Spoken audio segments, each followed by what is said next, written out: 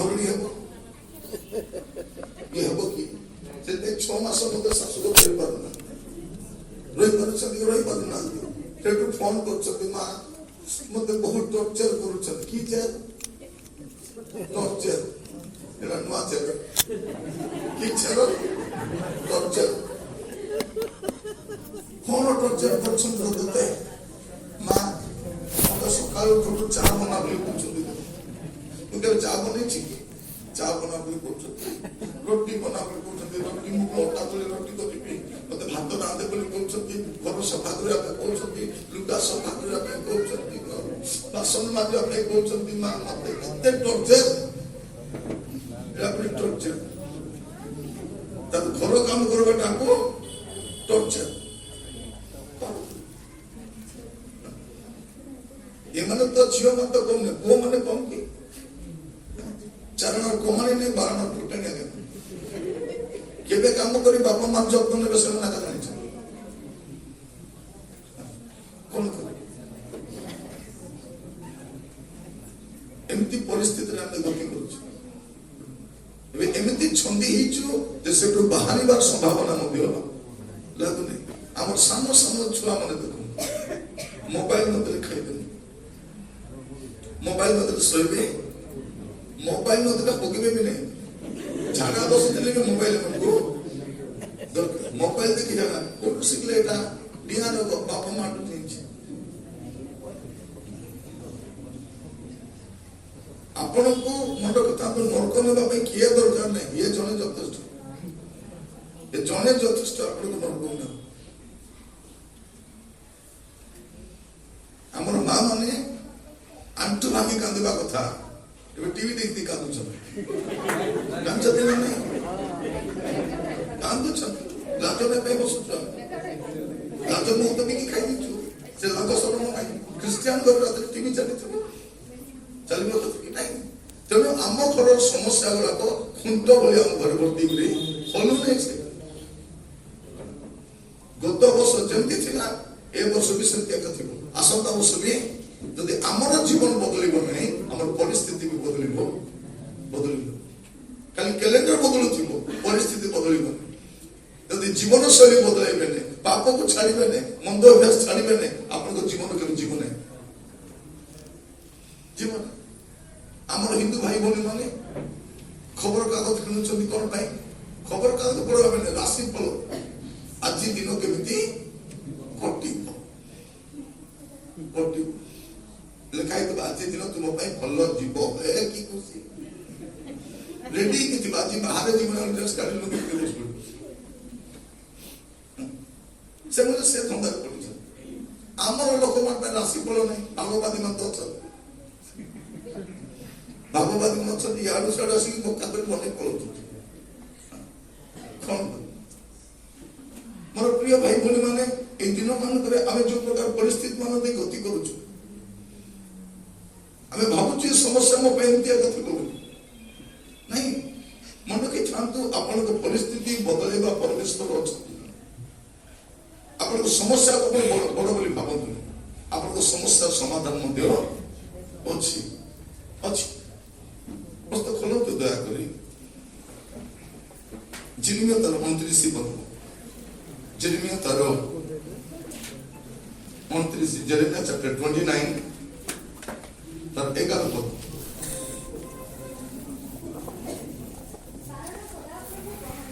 কোন লেখা আছে কারণ সদা প্রভু কে কহନ୍ତି সদা প্রভু কহନ୍ତି সদা প্রভু কହି পারନ୍ତି নাই সদা প্রভু কহি পারନ୍ତି নাই কারণ সদা প্রভু কহନ୍ତି হ্যাঁ ତୁମମାନଙ୍କ ପକ୍ଷରେ ଆମେ ଯେ ସକଳ ସଂକଳ୍ପ କରିଅଛୁ କିଏ କହୁଛନ୍ତି ତାହା ଆମେ ଶୁଣନ୍ତୁ ଭାଇ ଭଉଣୀ ମାନେ ଆପଣଙ୍କର ପାଇଁ ପରମେଶ୍ୱରଙ୍କ ଯୋଉ ଯୋଜନା ଅଛି ତାହା ପରମେଶ୍ୱର ଯଦି ଆଉ ଚେର କିଛି ଅଛି ନେଇ ଆସନ୍ତୁ ଆଉ କିଛି ଚେର ଅଛି ଆଉ କିଛି ଆଉ 20-30ଟା ଆଣିକି ଆସନ୍ତୁ ମା ମାନେ ଭାଇ ମାନେ ଆସୁଛନ୍ତି ସାମ୍ନାରେ 2 ଲାଇନ୍ ପକେଇ ଦିଅ ଏପଟେ 2 ଲାଇନ୍ ପକେଇ ଦିଅ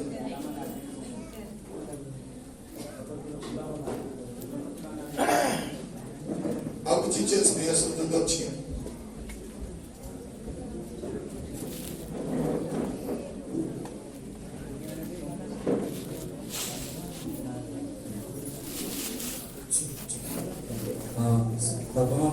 ଦୟାକରି ନିଜ ପିଲାମାନଙ୍କୁ ଆଗକୁ ପଠାଇ ଦିଅନ୍ତୁ। ଯେତେ ବି ସାନ ପିଲାମାନେ ଅଛନ୍ତି ଭଲେଣ୍ଟାରିଲି ନିଜେ ଆସି ଯାଆନ୍ତୁ, ଯେହେତୁ ବଡ଼ ମାନଙ୍କୁ ଜାଗା ହଉନାହିଁ। ପିଲାମାନେ ଆମେ ଆଗରେ ବସିଗଲେ ବହୁତ ଭଲ ହବ। ଠିକ ଅଛି।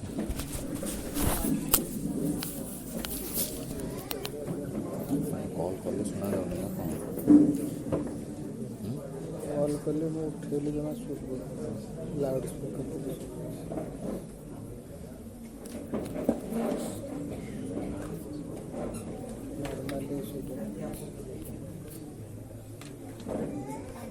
ठीक अच्छी जो मैं पछिला रे सामने बसे के साथ एडी कोन पढंतु कारण सदा प्रभु कहंती ତୁମମାନଙ୍କ ପକ୍ଷରେ ତୁମ୍ଭ ମାନଙ୍କୁ ଶୁଣନ୍ତୁ ବୋଲେ ତୁମ୍ଭ ମାନଙ୍କ ପକ୍ଷରେ ଆମ୍ଭେ ଯେ ସକଳ ସଂକଳ୍ପ ଆମେ ଯେ ସକଳ ସଂକଳ୍ପ କରୁଛୁ ତାହା ଆମ୍ଭେ ଜାଣୁ। କିଏ ଜାଣୁ ଯାହା ଆମେ ଜାଣୁ ତୁମମାନଙ୍କ ଅନ୍ତିମ କାଳରେ ତୁମ୍ଭ ମାନଙ୍କର ଅନ୍ତିମ କାଳରେ ତୁମମାନଙ୍କୁ ଭରସା ଦେବା ନିମନ୍ତେ ତୁମ୍ଭ ମାନଙ୍କୁ ଭରସା ଦେବା ନିମନ୍ତେ ସେ ସବୁ ଅମଙ୍ଗଳର ନୁହେଁ, ସେ ସବୁ ଅମଙ୍ଗଳର ନୁହେଁ ମଙ୍ଗଳର ସଂକଳ୍ପ ଅଟେ। कोनटे मंगलर संकल्प। हालेलुया। और प्रिय भाई भौणी माने आपण गत दिन मान करे आपण मान तो जीवन रे गुडी समस्या दी गति करिछ, गुडी परिस्थिति गति करिछ। आपण कोन भाबुछंती जे मोर परिस्थिति एमिति एका थिबो आ मु एमिति का परिस्थिति गति करिबी, एटा आपण तो मन रे बसि जाइछ। परमेश्वर कोन कहउछंती तुमो पाई मोर जो संकल्प अछि मु जानिछ।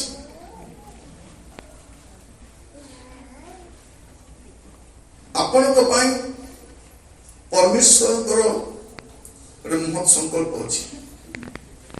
ମୋର ପ୍ରିୟ ଭାଇ ଭଉଣୀ ମାନେ ଆମେ ଅନେକ ଥର ଭାବୁ ଯେ ମୋର କଣ ହବ, ମୋର ଭବିଷ୍ୟତ କଣ ହବ, ମୋ ପିଲାର ଭବିଷ୍ୟତ କଣ ହବ। ପ୍ରଭୁ କହୁଛନ୍ତି ତୁମ ପାଇଁ ମୁଁ ଯୋଉ ଯୋଜନା କରିଛି ସେଇଟା ମୁଁ ଜାଣିଛି। ପ୍ରଭୁ ଆପଣଙ୍କୁ ଜଣେଇ ନାହାନ୍ତି, ସେ ଜାଣିଛନ୍ତି। ଯଦି ଏଠି ଗୋଟେ 20 ବର୍ଷ ଲୋକ କିଏ ଥିବ, अधिक लोग थे 20 वर्ष, ताकू जदि प्रभु कहीदेवे तू 73 वर्ष बयस मरबू फेब्रुआरी मास 22 तारीख बोले से मरवाटा स्टार्ट कर 20 वर्ष कि 73 वर्ष मरबू। प्रभु कहते तू 73 वर्ष बयस फेब्रुआरी मास 22 तारीख 8:30 मरबू। से कह 73 वर्ष बयस ଏବେ ତ ତମକୁ 20 ବର୍ଷ ହେଇଛି। 73 ବୋଲେ କେତେ 20 ପରେ 73 ଆସିବ, 72 ପରେ 73 ଆସିବ। ସେ ଏବେ ବି ମରିଗଲା। ମୋର ପ୍ରିୟ ଭାଇ ଭଉଣୀ ଆପଣ ବଞ୍ଚିବେ କି ମରିବେଟା ପ୍ରଭୁ ଡିସାଇଡ୍ କରିବେ, ଡକ୍ଟର ଡିସାଇଡ୍ କରିବ। ମଲା ପରେ ଡକ୍ଟର ମେଡିକାଲ ସାର୍ଟିଫିକେଟ ଦେବ ଅଙ୍କ ପାଇଁ ମଲା ବୋଲି, ସେଠି ଡାଉଟ୍ ରେ। ତେଣୁ ଆପଣ ଭାବନ୍ତୁ ଅନେକ ଦେହର ରୋଗ ଅଛି, ମରବା ଚିନ୍ତା କରନ୍ତୁ। ଅନେକ ଲୋକ ମରିଥିବେ, ଆପଣ ମରିବେନି, ପ୍ରଭୁଙ୍କ ସମୟରେ ମରିବେ। ଆପଣ ବଞ୍ଚନ୍ତୁ, ମରବା ବିଷୟରେ ପ୍ରଭୁ ଚିନ୍ତା କରିବେ। ପ୍ରଭୁଙ୍କ ଦାସ କହୁଛନ୍ତି take care of your life and God will take care of your death. Take care of your life. ତମର ଜୀବନର ଯତ୍ନ ତୁମେ ନିଅ, ତୁମର ମରଣ ଯତ୍ନ ପ୍ରଭୁ। ଆପଣ କେମିତି ମରିବେ ପ୍ରଭୁ ଡିଜାଇନ୍ କରିଛନ୍ତି। ତେଣୁ ଆପଣ ସେଇଟା ପାଇଁ ଓରି ନଉଥିଲେ। ପ୍ରଭୁ କହୁଛନ୍ତି ତୁମ ପାଇଁ ମୋର ଯୋଉ ଯୋଜନା ଅଛି ମୁଁ ଜାଣିଛି। ଆପଣ ଗୋଟିଏ ପାଦ କଲା ପରେ ଦ୍ୱିତୀୟ ପାଦ, ଦ୍ୱିତୀୟ ପାଦ ପରେ ତୃତୀୟ ପାଦ ଅଛି। ଆମେ କଣ ମାଇଲ ଖୁଣ୍ଟରେ ବସି କାନ୍ଦିବା ଲୋକ? ମାଇଲ ଖୁଣ୍ଟରେ ବସିଲେ ଆପଣ ଯାତ୍ରା ସମାପ୍ତ ହେବନି। ବାଇବେଲରେ କଣ ଲେଖା ଅଛି? ଯିଶାୟା ତାର 43 Isaiah 43 ତାର 4 ପଦ। ଦୃଷ୍ଟିରେ ବହୁମୂଲ୍ୟ ତୁମେ ଆମ୍ଭ ଦୃଷ୍ଟିରେ ବହୁମୂଲ୍ୟ ଓ ସମ୍ଭ୍ରାନ୍ତ ହୋଇଅଛ। ପ୍ରଭୁ କଣ କହୁଛନ୍ତି? ତୁମେ ମାନେ କିଏ? ଆପଣ ତୁମେ ଆମ୍ଭ ଦୃଷ୍ଟିରେ ବହୁମୂଲ୍ୟ ଓ ସମ୍ଭ୍ରାନ୍ତ ହୋଇଅଛ ଓ ଆମ୍ଭେ ତୁମକୁ ପ୍ରେମ କରିଅଛୁ। ଆମ୍ଭେ ତୁମକୁ ପ୍ରେମ କରିଅଛୁ। ଏ ହେତୁ ପ୍ରଭୁ କଣ କହୁଛନ୍ତି? ଆମ୍ଭେ ତୁମକୁ ପ୍ରେମ କରିଛୁ, ତୁମେ ଆମ୍ଭ ଦୃଷ୍ଟିରେ ସମ୍ଭ୍ରାନ୍ତ ହୋଇଅଛ। ମୋର ପ୍ରିୟ ଭାଇ ଭଉଣୀ କଣ କହୁଛନ୍ତି? ତୁମେ ଆମ୍ଭ ଦୃଷ୍ଟିରେ ବହୁମୂଲ୍ୟ। ଆପଣଙ୍କର ମୂଲ୍ୟ ହୁଏତ ଆପଣଙ୍କର ସ୍ୱାମୀ ପାଖରେ ନଥାଇପାରେ, ଆପଣଙ୍କ ମଣ୍ଡଳୀରେ ନଥାଇପାରେ, ଆପଣଙ୍କ ସମାଜରେ ନଥାଇପାରେ, କିନ୍ତୁ ଆପଣଙ୍କର ମୂଲ୍ୟ ପ୍ରଭୁଙ୍କ ପାଖରେ ଅଛି। ସେ ଆପଣଙ୍କୁ ବନେଇଛନ୍ତି ଆଉ ଆପଣଙ୍କ ପାଇଁ ତାଙ୍କର ଗୋଟେ ବହୁମୂଲ୍ୟ ଯୋଜନା ଅଛି। ଆମ ଲୋକମାନେ କଣ ପ୍ରଭୁଙ୍କ ଯୋଜନା ତାଙ୍କ ଜୀବନରେ ପୁରା ହେବା ପୂର୍ବରୁ ନିଜ ଯୋଜନା ସେମାନେ ବେଳେବେଳେ ଝିଅ ମାନଙ୍କୁ ଭଲ ପ୍ରସ୍ତାବ ଆସିବାର ଥିବ, ତାର ପୂର୍ବ ସପ୍ତାହ କାହାକୁ ପଳେଇଥିବେ,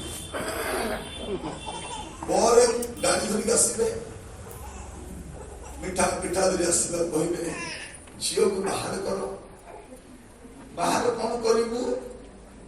ଗତ ସପ୍ତାହ ସିଏ ବାହାରିକି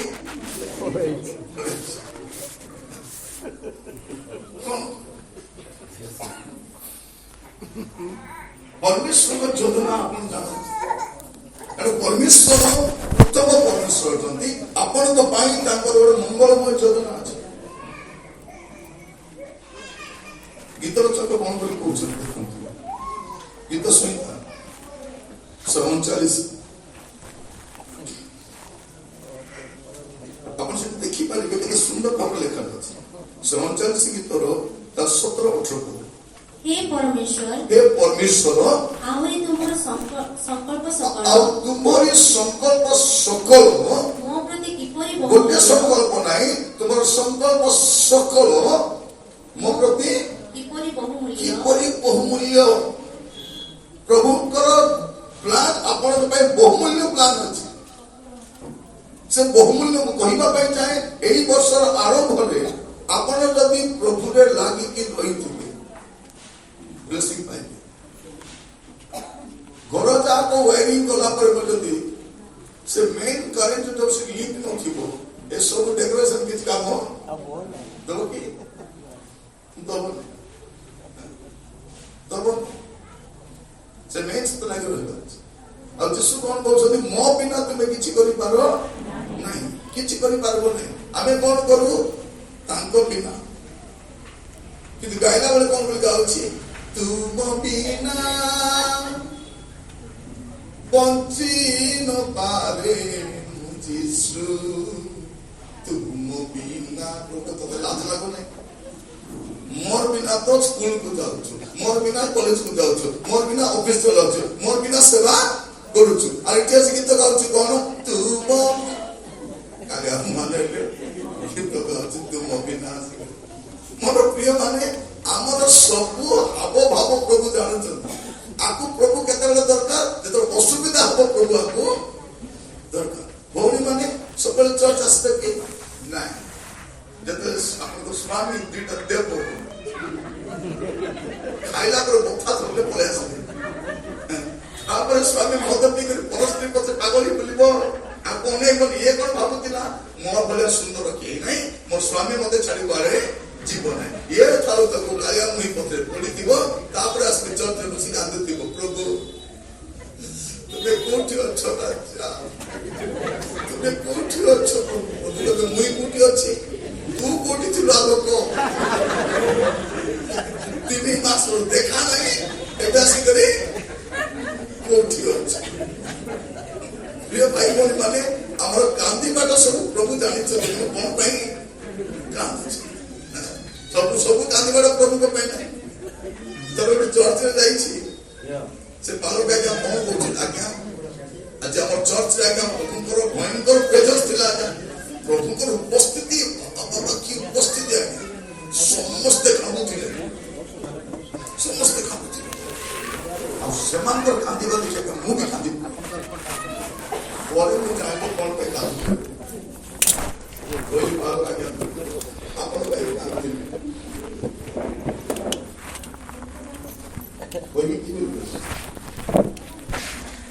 କହିଲି, ତୁମକୁ 3 ମାସ ଦରମା ମିଳିନି,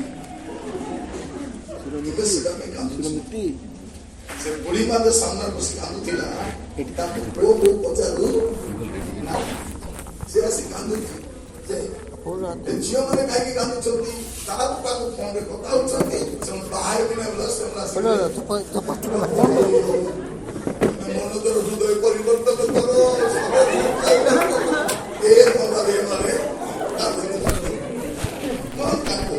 ସ୍ୱାମୀ ମାନେ କାହିଁକି କାନ୍ଦୁଛନ୍ତି,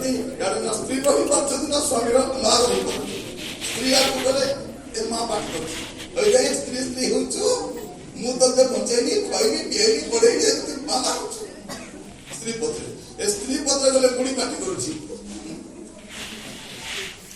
ସ୍ତ୍ରୀ ତଳିଆ ଖାଲି ସ୍ତ୍ରୀ ସ୍ତ୍ରୀ ହଉଛୁ ମାକୁ ଭୁଲି ଗଲି ଏ ବିଚାର ସ୍ୱାମୀ କାହାର ନାହିଁ ଏ ବସିକରି କାନ୍ଦୁଛି। ତେବେ ଦେଖିବେ ସ୍ୱାମୀ ମାନେ ଘରରୁ ଯେତେବେଳେ ବାଇକ୍ ଷ୍ଟାର୍ଟ କରି ଯିବେ ସେତେବେଳେ ଟିକେ ସ୍ମାଇଲ୍ ଦେବେ ପୁରା ବସିକି ଯେତେବେଳେ ଘରକୁ ଆସିବେ ସେଣ୍ଟ୍ରାଲ ଜେଲକୁ ଗଲାବେଳେ ମୁହଁ ଆମର ଦେଖିଲେ ମୋର ପ୍ରିୟ ଭାଇ ଭଉଣୀ ମାନେ ଆମର ଏ ଛଳନା ନେଇକି ଏ ଛଳନାଟା ଇଏ ଜାଣିବ କି ନ ଜାଣିବ ପ୍ରଭୁ ଜାଣିଛନ୍ତି ପ୍ରଭୁ ଜାଣିଛନ୍ତି। ମୁଁ ଆପଣ କହିବା ପାଇଁ ଚାହେଁ ଆପଣଙ୍କର ଟେନସନ କଣ ମୁଁ ଜାଣେ ନାହିଁ ଗୋଟେ ବିଷୟ ମୁଁ ଜାଣିଛି ଆମର ପ୍ରଭୁ ଉତ୍ତମ ଅଟନ୍ତି ଆଉ ସେ ଆମ ପରିସ୍ଥିତିକୁ ପରିବର୍ତ୍ତନ କରନ୍ତି। ସେ ପଦ କଣ ଲେଖାଯାଉଛି ପୁଣି ଥରେ हे परमेश्वर आहुरी तुम्हारा संकल्प सकल ଆଉ ତୁମରି ସଂକଳ୍ପ ସକଳ ମୋର ସଂକଳ୍ପ ନାହିଁ ତୁମରି ସଂକଳ୍ପ ସକଳ मो प्रति किपरि बहुमूल्य ମୋ ପ୍ରତି କିପରି ବହୁମୂଲ୍ୟ तोहिर संख्या ତୋର ସଂଖ୍ୟା किपरि अधिक କିପରି ଅଧିକ मो से सब गणना करबाकू गले ମୁଁ ସେ ସବୁ ଗଣନା କରିବା ପାଇଁ ଗଲେ ताहा संख्यारे बालुक ତା अपेक्षा अधिक ସଂଖ୍ୟାରେ ବାଲୁକା ଅପେକ୍ଷା ମାନେ ଆପଣଙ୍କ ପାଇଁ ପ୍ରଭୁଙ୍କର ଏତେ ପ୍ରେସିୟସ୍ ପ୍ଲାନ୍ ଗୁଡାକ ଅଛି ଆମେ ଘରେ ବସିକି ଆମେ ଅଲଗା ଷ୍ଟଡି କରୁଛୁ ଆମର ଧନ୍ଦା ଅଲଗା ଥରେ ଗୋଟେ ବୁଢୀ ମା କାନ୍ଦି କାନ୍ଦି କହୁଛି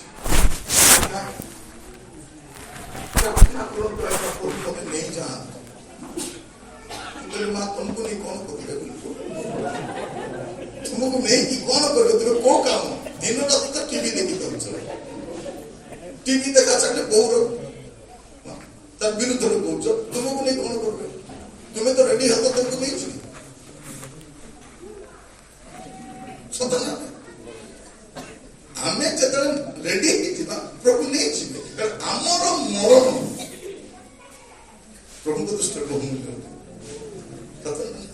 ଗୀତ 116 15 କଣ ଲେଖାଯାଉଛି ସେଇଟା ତ ଲେଖାଯାଉଛି ଆମର ପାଇଁ ପ୍ରଭୁ ଆମର ଲାଇଫ ପାଇଁ ବି ତାଙ୍କର ପ୍ଲାନ ବହୁମୂଲ୍ୟ ଆମର ମରଣ ପାଇଁ ମଧ୍ୟ ତାଙ୍କର ପ୍ଲାନଟା सदाप्रभुଙ୍କ ଦୃଷ୍ଟିରେ ସଦାପ୍ରଭୁଙ୍କ ଦୃଷ୍ଟିରେ ତାହାଙ୍କ ସଦ୍ଭକ୍ତ ମାନଙ୍କ ମରଣ ତାହାଙ୍କ ସଦ୍ଭକ୍ତ ମାନଙ୍କ ମରଣ ବହୁମୂଲ୍ୟ ଅଟେ ବହୁମୂଲ୍ୟ ଅଟେ ଯୋଉଦିନ ଆପଣ ମୁଁ ଚାଲିଯିବା ଆମର ପାଇଁ ବହୁମୂଲ୍ୟ ପ୍ରଭୁଙ୍କର ପ୍ଲାନ ମଧ୍ୟ କାରଣ ଏ ଜଗତରେ ଗୋଟିଏ ଗୋଟିଏ ଦିନ ଭଲରେ ବଞ୍ଚିବାଟା ବଡ କଷ୍ଟ ଏଠି ଧାର୍ମିକ ଲୋକ ବି ବେଶୀ ଦିନ ଥିଲେ ପାପି ମରିବ ମରିବ ନା ନାହିଁ କେତେ ଦିନ ଧାର୍ମିକ ଥିବ କେତେ ଦିନ ଆମର ପୁଅ ଝିଅ ମାନଙ୍କୁ ବର୍ଷିକ ପ୍ରଭୁ ସବୁ ଦେଖୁଛନ୍ତି କି ନାହିଁ ଦେଖୁଛନ୍ତି ସେ ଯେ ଗିଟାର ବଜା ତ ସେ ଝିଅକୁ ଟିକେ ଟିକେ ଟିକେ ଟିକେ ସେ ପ୍ରେମ ବଜା ସେଟା ସେ ପ୍ରଚାର ସିଆଟା ପ୍ରଭୁ ସବୁ ଦେଖୁଛନ୍ତି ଆମର ସବୁ ପାଲା ପ୍ରଭୁଙ୍କୁ ଜଣା ଆମେ ଯୋଉ ଅବସ୍ଥାରେ ଆସି ବସୁଛୁ ଇଏ ସେମିତି ଏବେ ସୁଯୋଗ ଦେଇଛନ୍ତି ଆମ ଜୀବନକୁ ସଜାଡ଼ିବା ପାଇଁ ଯଦି ଏଇ ବର୍ଷ ଆପଣଙ୍କ ଜୀବନକୁ ସଜାଡ଼ି ଦେବେ ପ୍ରଭୁ ଆପଣଙ୍କ ଜୀବନରେ ମହାନ କାର୍ଯ୍ୟ କରିବା କାରଣ ଆମେ ଯୋଉ ପ୍ରଭୁଙ୍କ ବିନା ବଞ୍ଚୁଛୁ ନା ସେଇଟା ନେଇছে ଖାଲି ଘରେ ଲେଖି ଦେଇଛୁ ପ୍ରଭୁ ଯୀଶୁ ଖ୍ରୀଷ୍ଟ ଏ ଘର କର୍ତ୍ତା ଘର କର୍ତ୍ତା କାହାର ଘରର କର୍ତ୍ତା ଘରର କର୍ତ୍ତା ସେ ଘରର କର୍ତ୍ତା ପୁଣି ପ୍ରଭୁ ରାତି ଯାକ ଟିଭି ଚାଲିଛି ସେ ସ୍ୱାମୀ ମନ୍ତ୍ରୀ ସହିତ ଏ ପୁଅ ପୁଡ଼ିଆ ଖାଇ ମୋବାଇଲ ଦେଖୁଥିବ ଏ ଝିଅ କାହାକୁ କଥା ହଉଛି କାହାକୁ ବି ଜଣା ଯୀଶୁ ବି ସେ ଘରର କର୍ତ୍ତା କଣ ଆମର ପିଲାମାନେ ଯୋଉ ମୋବାଇଲର ପାସୱାର୍ଡ ପକେଇ ରଖୁଛନ୍ତି କି ନାଇଁ ଝିଅ ମାନେ ତୋର ମୋବାଇଲର ପାସୱାର୍ଡ ଖୋଲି ତୋର ନାଁ ଟିକେ ଦିଅ ଏଠି ବା ନା ମୁଁ ଏଟା ଦେଖୁଛି ତୋର ମୁଣ୍ଡରେ କେତେ ଚୁଟି ଥିବ ଗଣି ହବ ଇଚ୍ଛା ଥିବ କଣ କରୁଛି ପୁଅ ଝିଅ ମାନେ 4ଟା ଲେଖା ପାସୱାର୍ଡ ପକେଇ ଭାବୁଛନ୍ତି ମୋ ବିଷୟରେ କାହାକୁ ଜଣାନି କିଏ ଜାଣିନାହାନ୍ତି ବାପା ମା ଜାଣିନାହାନ୍ତି ପ୍ରଭୁ ଜାଣିନାହାନ୍ତି ଚତୁର ଗୁଡାକ ଆଗ ଗୋଟେ ରୁମ ଥିଲା ନା ଗୋଟେ ରୁମ ସେଠି ଆଗ ରନ୍ଧା ବଢା ସେଠି ଖାଉଥିଲୁ ସେଠି ଏବେ ସବୁ ପାଇଁ ଅଲଗା ଅଲଗା ରୁମ ଆମ ସମୟରେ ଗୋଟେ ଥିଲା ଗୋଟେ ବଢିଆ ସ୍କୁଲ କରୁଛୁ ନା ନାଇଁ କଣ ଥିଲା ଏଇଠାରେ ମା ପରିବା କାଟେ ବେସର ବାଟେ ଜାଇର ଗଡେ ଶାଗ ଖରଡେ ଗଡେଇ ପିଠା ଆରିସା କାକରା ଥିଲା ନା ନାହିଁ ଆମର ଟିଚର ଲେଖିଥିଲେ ସେଟା ନନ୍ଦ କିଶୋର ସାମଲ ବୋଲି କୁସୁମପୁର ଆମର ସେ ଗୀତଟା ଲେଖିଥିଲେ ବହୁତ ପୁରୁଣା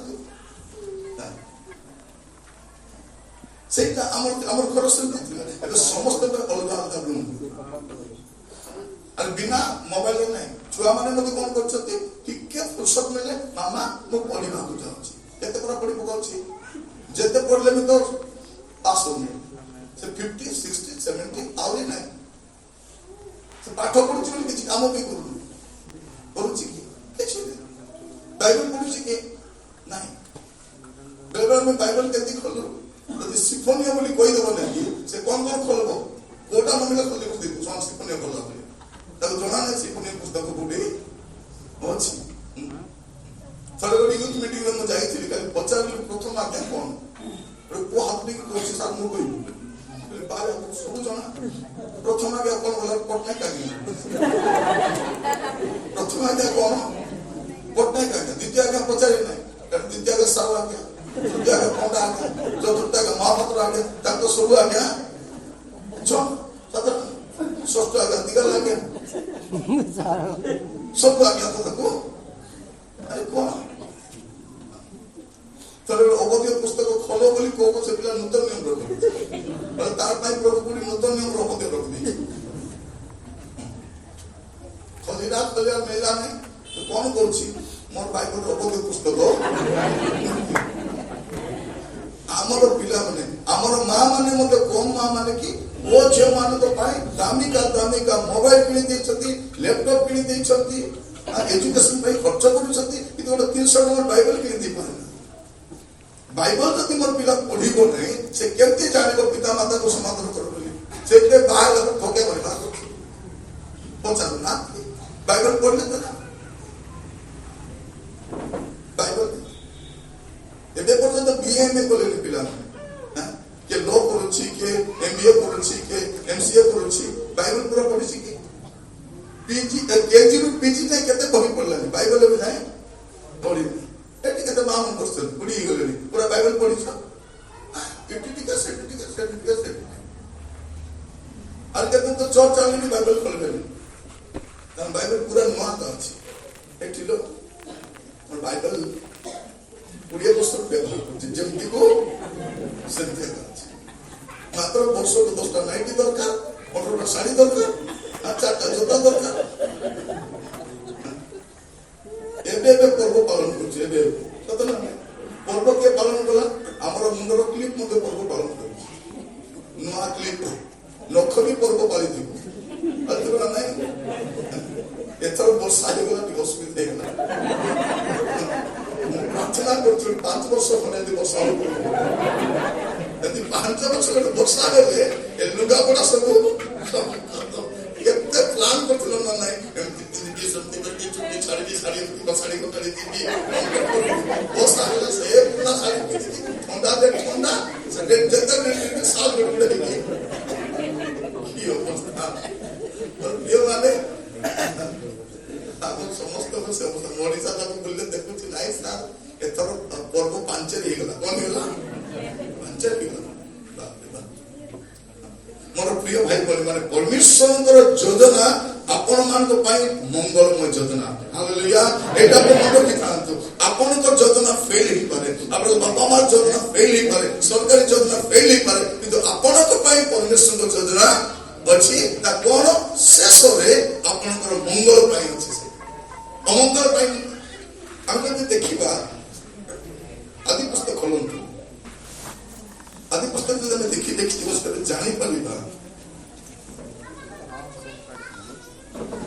ବହୁତ ସୁନ୍ଦର ଭାବରେ ଗୋଟିଏ ବିଷୟ ସେଠି ଲେଖାଯାଉଛି ଆମେ ଜନକ ବିଷୟ ଦେଖିପାରିବା ପ୍ରଥମ ପର୍ଯ୍ୟାୟରେ ସେ ବୁଝିପାରୁନା ଆଦି ପୁସ୍ତକ ତାର 39 ପର୍ବ ତାର ପ୍ରଥମ ପଦ 2 ପଦ ପ୍ରଥମ 2 ପଦ ଯୋସେଫ ମିଶ୍ର ଦେଶକୁ ଅଣାଯାନ୍ତେ ଫାରୋଙ୍କର ଜଣେ ଭୃତ୍ୟ ଅର୍ଥାତ୍ ମିଶ୍ର 44 ନାମକ ରକ୍ଷକ ସେନାପତି ତାଙ୍କର କଷ୍ଟକାରୀ ଇସ୍ମାଇଲୀୟ ମାନଙ୍କ ଠାରୁ ଯୋସେଫକୁ କିଣିଥିଲା। ମାତ୍ର ସଦାପ୍ରଭୁ ଯୋସେଫଙ୍କର ସହବର୍ତ୍ତୀ ଥିଲେ, ଏଣୁ ସେ ସମୃଦ୍ଧ ହେଲେ, ଆଉ ସେ ଆପଣା ମିଶ୍ରୀୟ କର୍ତ୍ତାର ଗୃହରେ ବାସ କଲେ। କଣ ଦେଖାଯାଉଛି? ଯୋସେଫ ବାପା ଘରେ ଭଲରେ ଥିଲେ, ବାପାଙ୍କର ଲାଭ ହଉଛି କିଏ? ଯୋସେଫ ଆରାମରେ ଅଛି, ତାର ମାଇଣ୍ଡରେ ବି ଆସିଲେ କି ହବ ବୋଲି। ଏ ଭାଇ ମାନେ କଣ କଲେ? ତାକୁ ପ୍ଲାନ୍ କରିକି ଗାତରେ ପକେଇଲେ। ଗାତରେ ପକେଇଲା ପରେ କହିଲେ, ଏ ଗାତରେ ପଡି ମଲେ କି ଲାଭ? ଆକୁ ବିକିବା, ଆକୁ ବିକିଦେବା। ବିକିଦେଲେ କଣ କରବ?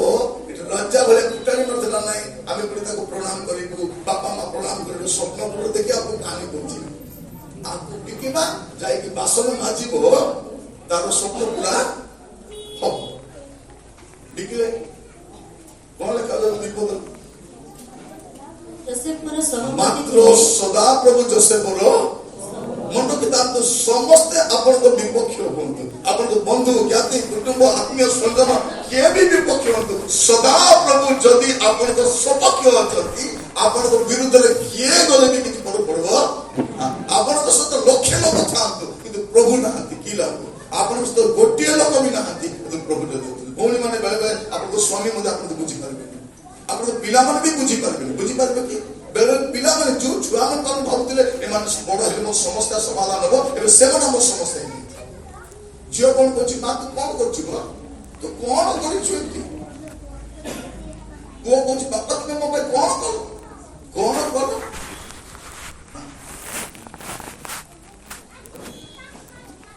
ଆପଣଙ୍କ ଅନୁଷ୍ଠାନରେ କାମ କରୁଥିବେ, 15 ବର୍ଷ କାମ କଲା ପରେ ଆପଣଙ୍କୁ ଏଠୁ ବିଦାୟ ଦେଇଥିବେ, ଚାଲ ତୁମେ ପାଇଁ କାମ କରିବ। ଭୁଲ କଣ? କିଛି ନାହିଁ। ମୋର ପ୍ରିୟ ମାନେ ମନେ ରଖିଥାନ୍ତୁ, ଆପଣଙ୍କ ସହିତ କିଏ ଅଛନ୍ତି କି ନାହିଁ ସେ ବଡ ବିଷୟ ନୁହେଁ। ବଡ ବିଷୟ କଣ? ପ୍ରଭୁ। ଯୋସେଫ ବୁଝିପାରୁନି ମୋ ସହିତ କଣ ହଉଛି। ବେଳେବେଳେ ଆପଣଙ୍କ ଜୀବନ ବି ଗୁଡିଏ ବିଷୟ ଘଟିବ, ଆପଣ ବି ବୁଝିପାରିବେନି କାହିଁକି ଘଟୁଛି। ସେ ତ ଭାଇମାନଙ୍କ ଖବର ବୁଝିବା ପାଇଁ ଆସିଥିଲା, ସେ ଭାଇମାନେ ତାପରେ ପ୍ଲାନ୍ କରୁଛନ୍ତି ଆସିଲାଣି, ଆକୁ କଣ କରିବା? ଆକୁ ମାରିଦେବା, ନାଇଁ ମାରିବା, ଆକୁ ବିକିଦେବା। କଣ ଲେଖାଯାଉଛି? ମାତ୍ର ସଦାପ୍ରଭୁ ଯୋସେଫର ସହବର୍ତ୍ତୀ ଥିଲେ, ଏଣୁ ସେ ଆମର ବାଇବଲ ଭାଗ୍ୟବାନ ଲେଖାଯାଇଛି। ଆପଣ କଣ? ସମୃଦ୍ଧ। Very good. ସମୃଦ୍ଧ ବି ଭଲ, ଭାଗ୍ୟବାନ ବି। ଆମ ଦେଶରେ ଭାଗ୍ୟ କୋଉଠି ଅଛି ବୋଲି କହିବେ ଲୋକମାନେ? ହାତରେ ଭାଗ୍ୟ ଅଛି। କୋଉଠି ଭାଗ୍ୟ ଅଛି? ହାତରେ। ଭଉଣୀ ମାନେ ବାସନ ମାଜିବାନି ତ ଭାଗ୍ୟ ଅଧା ଜିରିଗଲା। ହାତରେ ଭାଗ୍ୟ ଥିବ। ଆମ ଦେଶରେ କଣ କହନ୍ତି ନାଇଁ, କପାଳରେ ଥିଲେ ଥିବ ପରି ଲାଗୁଛି। ଗଲିଆତର ଭାଗ୍ୟ କୋଉଠିଥିଲା? କୋଉଠିଥିଲା ଗଲିଆତର ଭାଗ୍ୟ? କପାଳରେ ଥିଲା। ଗଲିଆତକୁ ମାରି ହବ ନାହିଁ, ସେ ଫୁଟାଣି ମାତ୍ର ମତେ କିଏ ମାରିବ ବୋଲି। ସେଥିପାଇଁ କଣ କଲେ ପ୍ରଭୁ? ଖଣ୍ଡା କିଛି ନାହିଁ, ବଚା ବଚା ନାହିଁ, ଗୋଟେ କଣ କରୁଛ? ଆମେ ସାନ ପିଲାର କେମିତି ପଥର କାଢିକି ଆମ୍ବ କାଢିବା ପଥର କାଢିକି ଏମିତି କଲେ ବାଜିଯିବା,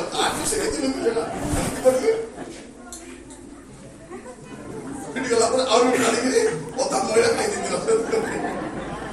କିନ୍ତୁ ଦାଉଦକୁ ସେତିକି କରିବା ପାଇଁ ପଡିନାହିଁ, ସତ ନା ନାହିଁ? ଗୋଟେ ମାତ୍ର ସିଧା ବ୍ରେନ୍ ହ୍ୟାମରେଜ ଖତମ। ମୁଁ ଥରେ ଗୋଟେ ଛୁଆକୁ ପଚାରିଲି, ବାବୁ ୟାକୁ ତ ବାଜିଲା ଗଲିଆତ କୋଉଠି ବାଜିଲା, ସେ କେମିତି ପଢିବା କଥା ନା ନାହିଁ? ସେ କାହିଁକି ମୁହଁ ମାରି ପଡିଲା ବେଳେ ଲେଖା ହେଇଛି? ସେ ତ ଆଙ୍କଲ ଭେରି ସିମ୍ପଲ। ସିମ୍ପଲ ବାଇବଲ କଲେଜରେ ପଢିଛି, ପଢାଉଛି, ମତେ କଣ ଆମେ ଇଏ କରୁଛି ସିମ୍ପଲ। Simple simple. ସେ ଏମିତି ବାଜିଲା ହଲୁଥିବ, ପଛଆଡୁ ପ୍ରଭୁ ଯୀଶୁ ଗୋଟେ ଧୋକା ମାରି ଦେଇଥିବ। ଗୋଟେ ଧୋକା ମାରିଥିବ, ସେ ପଚାରିକିରି ତୁ କେମିତି ଜାଣିଲୁ? ସେ କହିଲା ସାନ ଦାଉଦ ପୁଣି ପ୍ରଭୁଙ୍କ ପାଇଁ ଯୁଦ୍ଧ ଲଢିବାକୁ ଯିବ, ପ୍ରଭୁ ତାকে ଏକଲା ଛାଡିଥିବେ? ପ୍ରଭୁ ଥିଲେ। ସେ ମତେ ବୁଝାଉଛି, ଶତ୍ରୁଘ୍ନ ମାସ ଗୋବିନ୍ଦ ଅଗ୍ନିରେ ଗଲା ବେଳକୁ କିଏ ଥିଲେ? ମତେ ବୁଝାଉଛି। ମୁଁ କହିବା ପାଇଁ ଚାହେଁ, ଆପଣଙ୍କ ସହିତ କିଏ ଅଛନ୍ତି କି ନାହିଁ ବଡ ବିଷୟ ନାହିଁ। ମୋର ପ୍ରିୟ ମାନେ ଶୁଣନ୍ତୁ, ଆପଣଙ୍କ ପାଖରେ ବେକିଂ ବି ନଥାଇପାରେ, ବେକିଂ ବି ନଥାଇପାରେ। ଯଦି ପ୍ରଭୁ ଅଛନ୍ତି, ଆପଣ ରାଇଟ୍ ଟାଇମରେ ଆପଣ ଉନ୍ନତ। ପ୍ରତି ବିଷୟରେ ସମୟ ଅଛି। ସମୟ ଅଛି। ସଦାପ୍ରଭୁ ତାଙ୍କ ସହବର୍ତ୍ତୀ ଥିଲେ, ଏଣୁ ସେ ଭାଗ୍ୟବାନ। ତାପରେ 3 ପଦରେ ପଢନ୍ତୁ।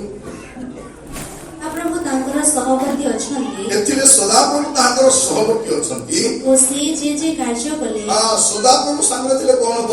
ସେ ଭାଗ୍ୟବାନ ହବ, ସେ ସମୃଦ୍ଧ ବି ବୋଲି କୁହନ୍ତୁ କି ଭାଗ୍ୟବାନ ବୋଲି କୁହନ୍ତୁ, ସେ ଭାଗ୍ୟବାନ ହବ। ଆଉ ଦ୍ୱିତୀୟ ବିଷୟ କଣ?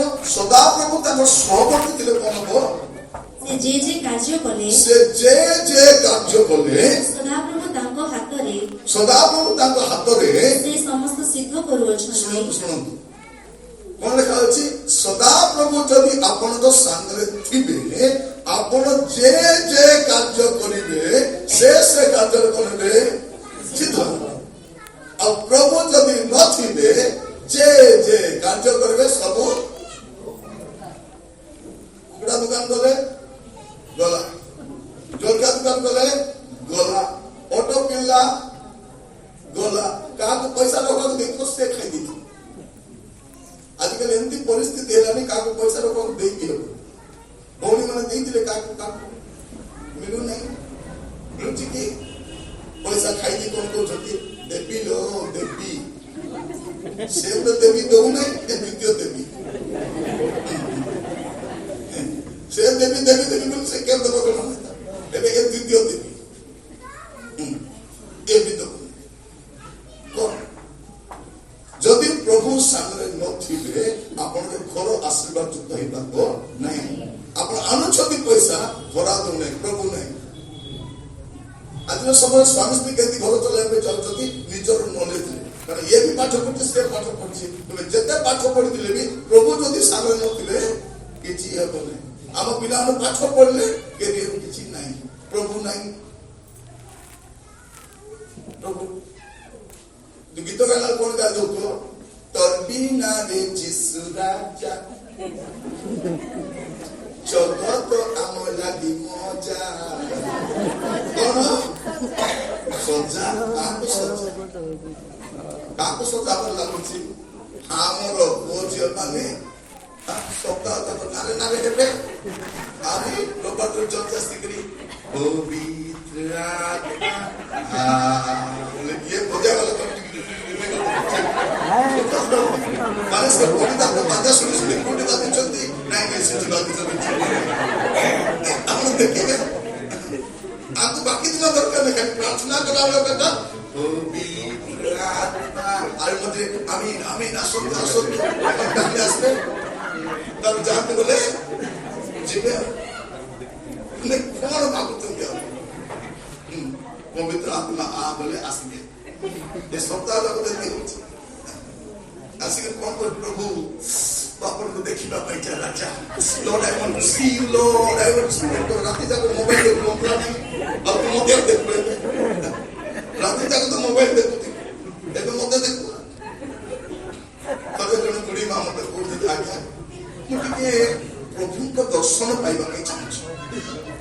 କେମିତି ଦର୍ଶନ ପାଇବେ ଆଜ୍ଞା? ମୁଁ କହିଲି, ମା ଦୂରଦର୍ଶନ ବନ୍ଦ କଲେ ଦୂରଦର୍ଶନ ଦେଖିଲା ଦର୍ଶନ ପାଇବେ କି? ଦର୍ଶନ ଦେଖିବେ ଇଏ ଟିଭି ବାହିନୀ। ଆମର ମା ମାନେ ବାକ୍ୟ ଭୁଲିବେ, ବାକ୍ୟ ଭୁଲିଯିବେ, ସିରିଏଲ ଭୁଲିବେ କି? ଏମିତି ବୁଝାଉଥିବେ ଯେ ପରୀକ୍ଷା ଲାଗିଲେ କରୁଥିବେ, ମାନେ ପୁରା ଦେଖିବେ ସେ କେମିତି ଦେଖୁଥିବେ। ଯଦି ସେଇ ସମୟ ଯଦି କେউ ସେ ଟିଭି ସାମ୍ନା ଠିଆ ହେଇ ଗଲା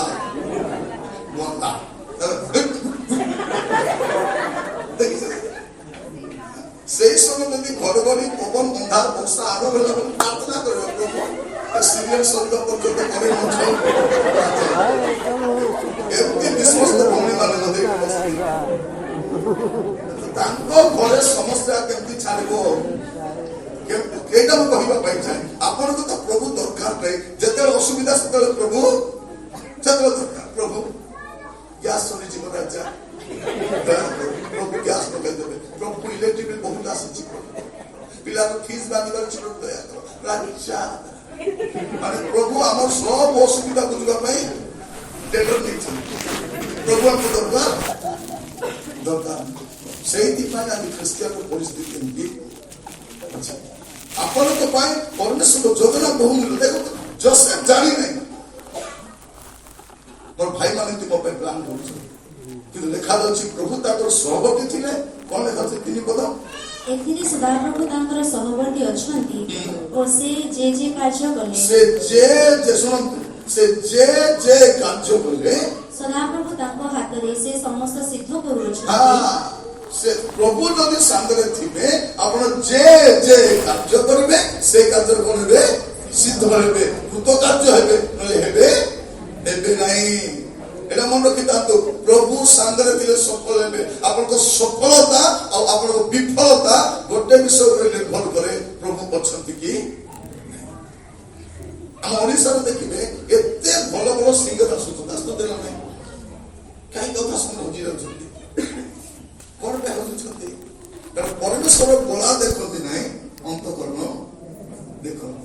ଦେଖ ଆମ ଓଡ଼ିଶାରେ ଗୋଟେ ଭଲ ପ୍ରଚାର କରିଲେ ମିଳିବେ କି?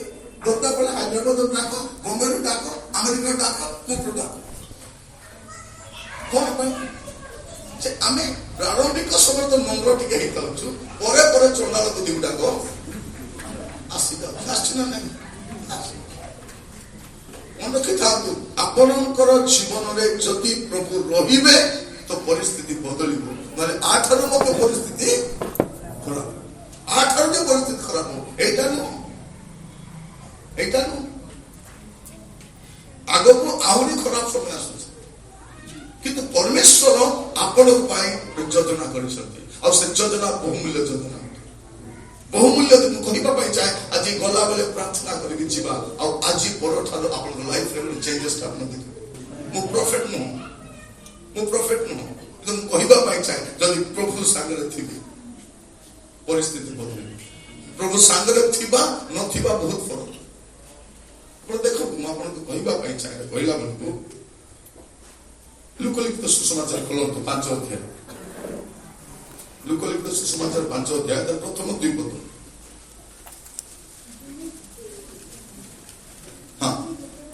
ଦିନେ ଯେତେବେଳେ ଲୋକ ସମୂହ ତାହାଙ୍କ ଉପରେ ମାଡ଼ି ପଡ଼ି ଈଶ୍ୱରଙ୍କ ବାକ୍ୟ ଶୁଣୁଥିଲେ, ସେତେବେଳେ ସେ ବିନେସରତ ହ୍ରଦ କୂଳରେ ଠିଆ ହୋଇଥିଲେ। ଆଉ ସେ ହ୍ରଦ କୂଳରେ 2ଟି ନୌକା ଥିବାର ଦେଖିଲେ। ମାଛୁଆମାନେ ସେଥିରୁ ଓହ୍ଲାଇ ଜାଲ ଧୋଉଥିଲେ। ସେହି ନୌକା ଗୁଡ଼ିକ ମଧ୍ୟରୁ ଯେଉଁଟି ସିମୋନଙ୍କର ଥିଲା, ସେଥିରେ ସେ ଚଢ଼ି ସ୍ଥଳରୁ ଅଳ୍ପ ଦୂରକୁ ଯିବା ନିମନ୍ତେ ତାଙ୍କୁ ଅନୁରୋଧ କଲେ। ଆଉ ସେ ବସି ନୌକାରୁ ଲୋକ ସମୂହକୁ ଶିକ୍ଷା ଦେବାକୁ ଲାଗିଲେ। ସେ କଥା ଶେଷ କରି ସିମୋନ କହିଲେ, ଗଭୀର ଜଳକୁ ଯାଇ ମାଛ ଧରିବା ନିମନ୍ତେ ତୁମମାନଙ୍କର ଜାଲ ପକାଅ। ଏଥିରେ ସିମୋନ ଉତ୍ତର ଦେଲେ, ହେ ଗୁରୁ, ଆମ୍ଭେମାନେ ରାତିଯାକ ପରିଶ୍ରମ କରି କିଛି ଧରିନାହୁଁ, କିନ୍ତୁ ଆପଣଙ୍କ କଥାରେ ମୁଁ ଜାଲ ପକାଇବି।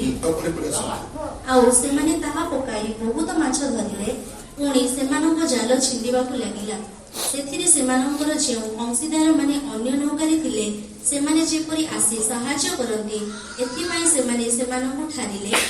ଏଥିରେ ସେମାନେ ଆସି 2ଟି ନୌକାକୁ ଏପରି ପୂର୍ଣ୍ଣ କଲେ ଯେ ସେଗୁଡ଼ିକ ବୁଡ଼ିବାକୁ ଲାଗିଲା।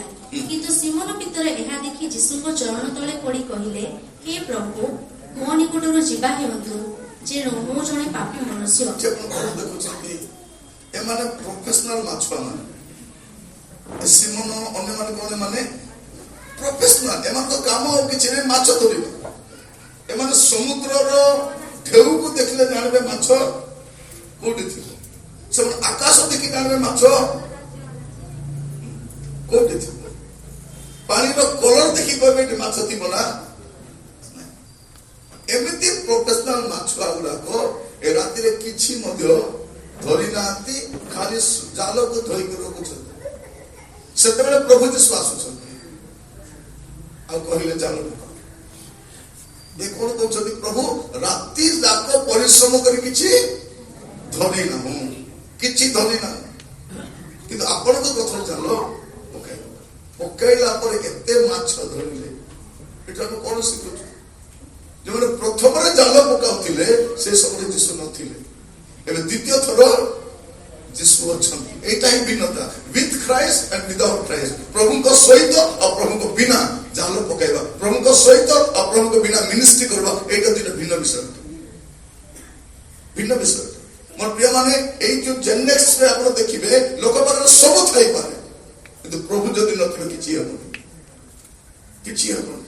ଆମେ ବାଇବଲ ସାରା ଦେଖିଛୁ ପ୍ରଭୁ ଥିଲେ କେମିତି ହୁଏ, ପ୍ରଭୁ ଗଲେ କେମିତି ହୁଏ ଆମେ ଜାଣିଛୁ।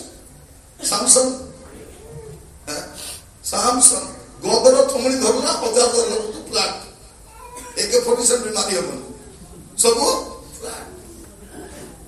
300 ବିଲୁଆ ଧରି ହବ।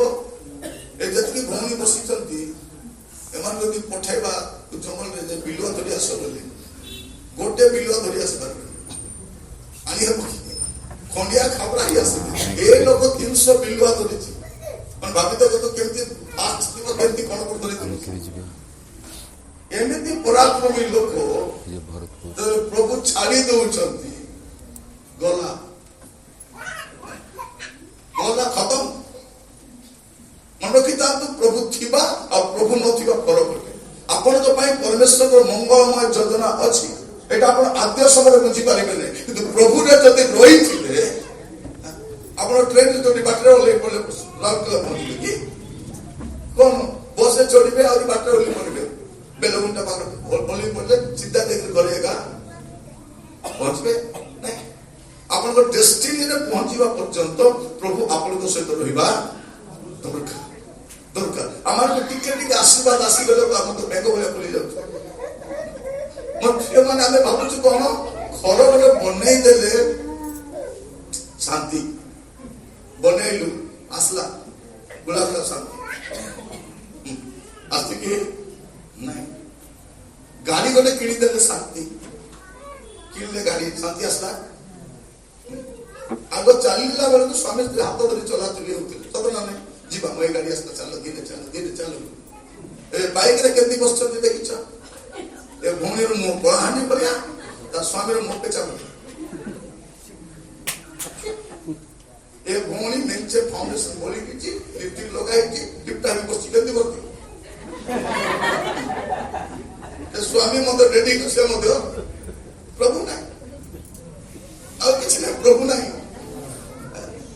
ଆଗ କେମିତି କରୁଥିଲେ ଭଉଣୀ ମାନେ, ବାଇକରେ ଗଲା ବେଳକୁ ସ୍ୱାମୀର ପେଟ ତ ହାଣ୍ଡି, ସେ ହାଣ୍ଡି ପେଟକୁ ଧରି ପକେଇଥିଲେ ମାନେ ପଳେଇବ ବୋଲା ରାସ୍ତାରେ ହଲୁଥିବ ସେ ପେଟ, ସେ ପେଟକୁ ଧରିକି ବସିଥିବେ। ନହେଲେ କଣ କରିବ, ଏ ବାଙ୍ଗରୀ ଯୋଗ୍ୟର ଭଉଣୀ ଇଏ ତା ସ୍ୱାମୀ ତ ଡେଙ୍ଗାଟା, ତା କାନ୍ଧରେ ହାତ ଧରି ତା ପକେଟ ହାତ ବସାଇ ଦେଇଥିବ। କିନ୍ତୁ ଝଗଡା ହେଲେ ଭଉଣୀ ମାନେ କଣ କରିବେ, ପଛାଡକୁ ରୋଡ ଥିବ, ସେ ରୋଡକୁ ଧରିକିରି ଭଉଣୀ ମାନେ ଯଦି ପଛର ରୋଡ ଧରି ବସିଲେ ଜାଣବ ଯେ ଏମାନଙ୍କର ସ୍ୱାମୀ ସ୍ତ୍ରୀ ପଡୁନାହିଁ।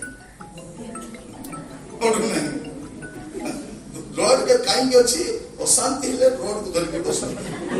ପ୍ରେମ ଥିଲେ ସ୍ୱାମୀ ବାଇକ କେମିତି ଚଲେଇବ, ଧୀରେ ଚଲେଇବ ନା ନାଇଁ, ଶାନ୍ତି ଧୀରେ ବସିବେ। ହେଲା ରାସ୍ତା ଖରାପ ଅଛି, ହମ୍ସ ଅଛି, ଏତେ ହମ୍ସ ଅଛି, ଧୀରେ ବସିଲ ବୋଲିକରି ଯଦି ଝଗଡା ହେଇଯାଇଛନ୍ତି, ଖାଲ ଡେପ ହମ୍ସ ସବୁ ଏକା ଅଧିକ ସେଟା ଦେଖ, ସେ ଗାତ ଖୋଜି ଜାଣିଛି ଏଇଟା ଟାଇମ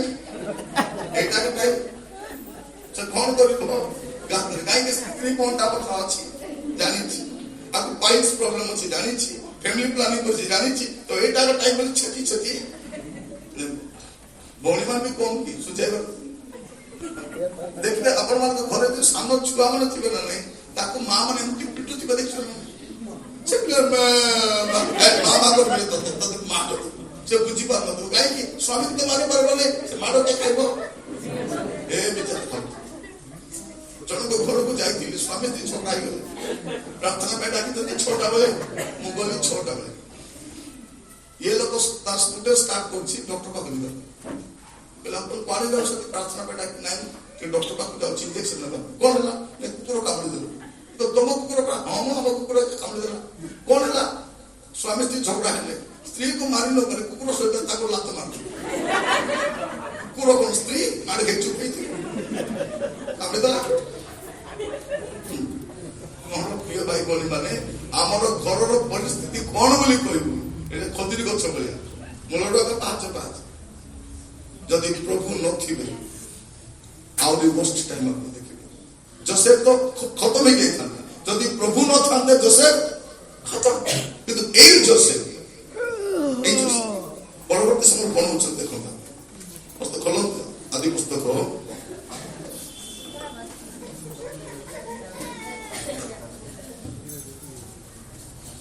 41 पर्व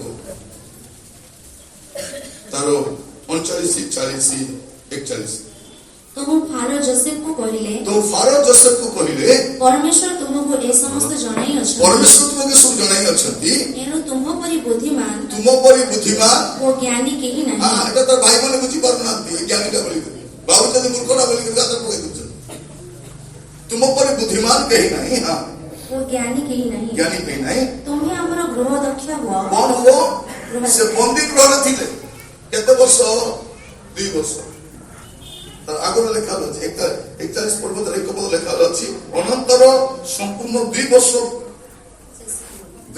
पर्यंत किछि भूल न करी मोर भाई बोले मन सुनतु आपण मान मत कोनोसी भूल न करी कि आपण लाइफ रे आपण सफल होती आपण कोनोसी भूल नथिबो तथापि आपण को दोषारोप करा लागथिबो आपण करिसति तू करिछु तो रहिति तू कर आपण चुप सुनवा बात टाइम आसीबो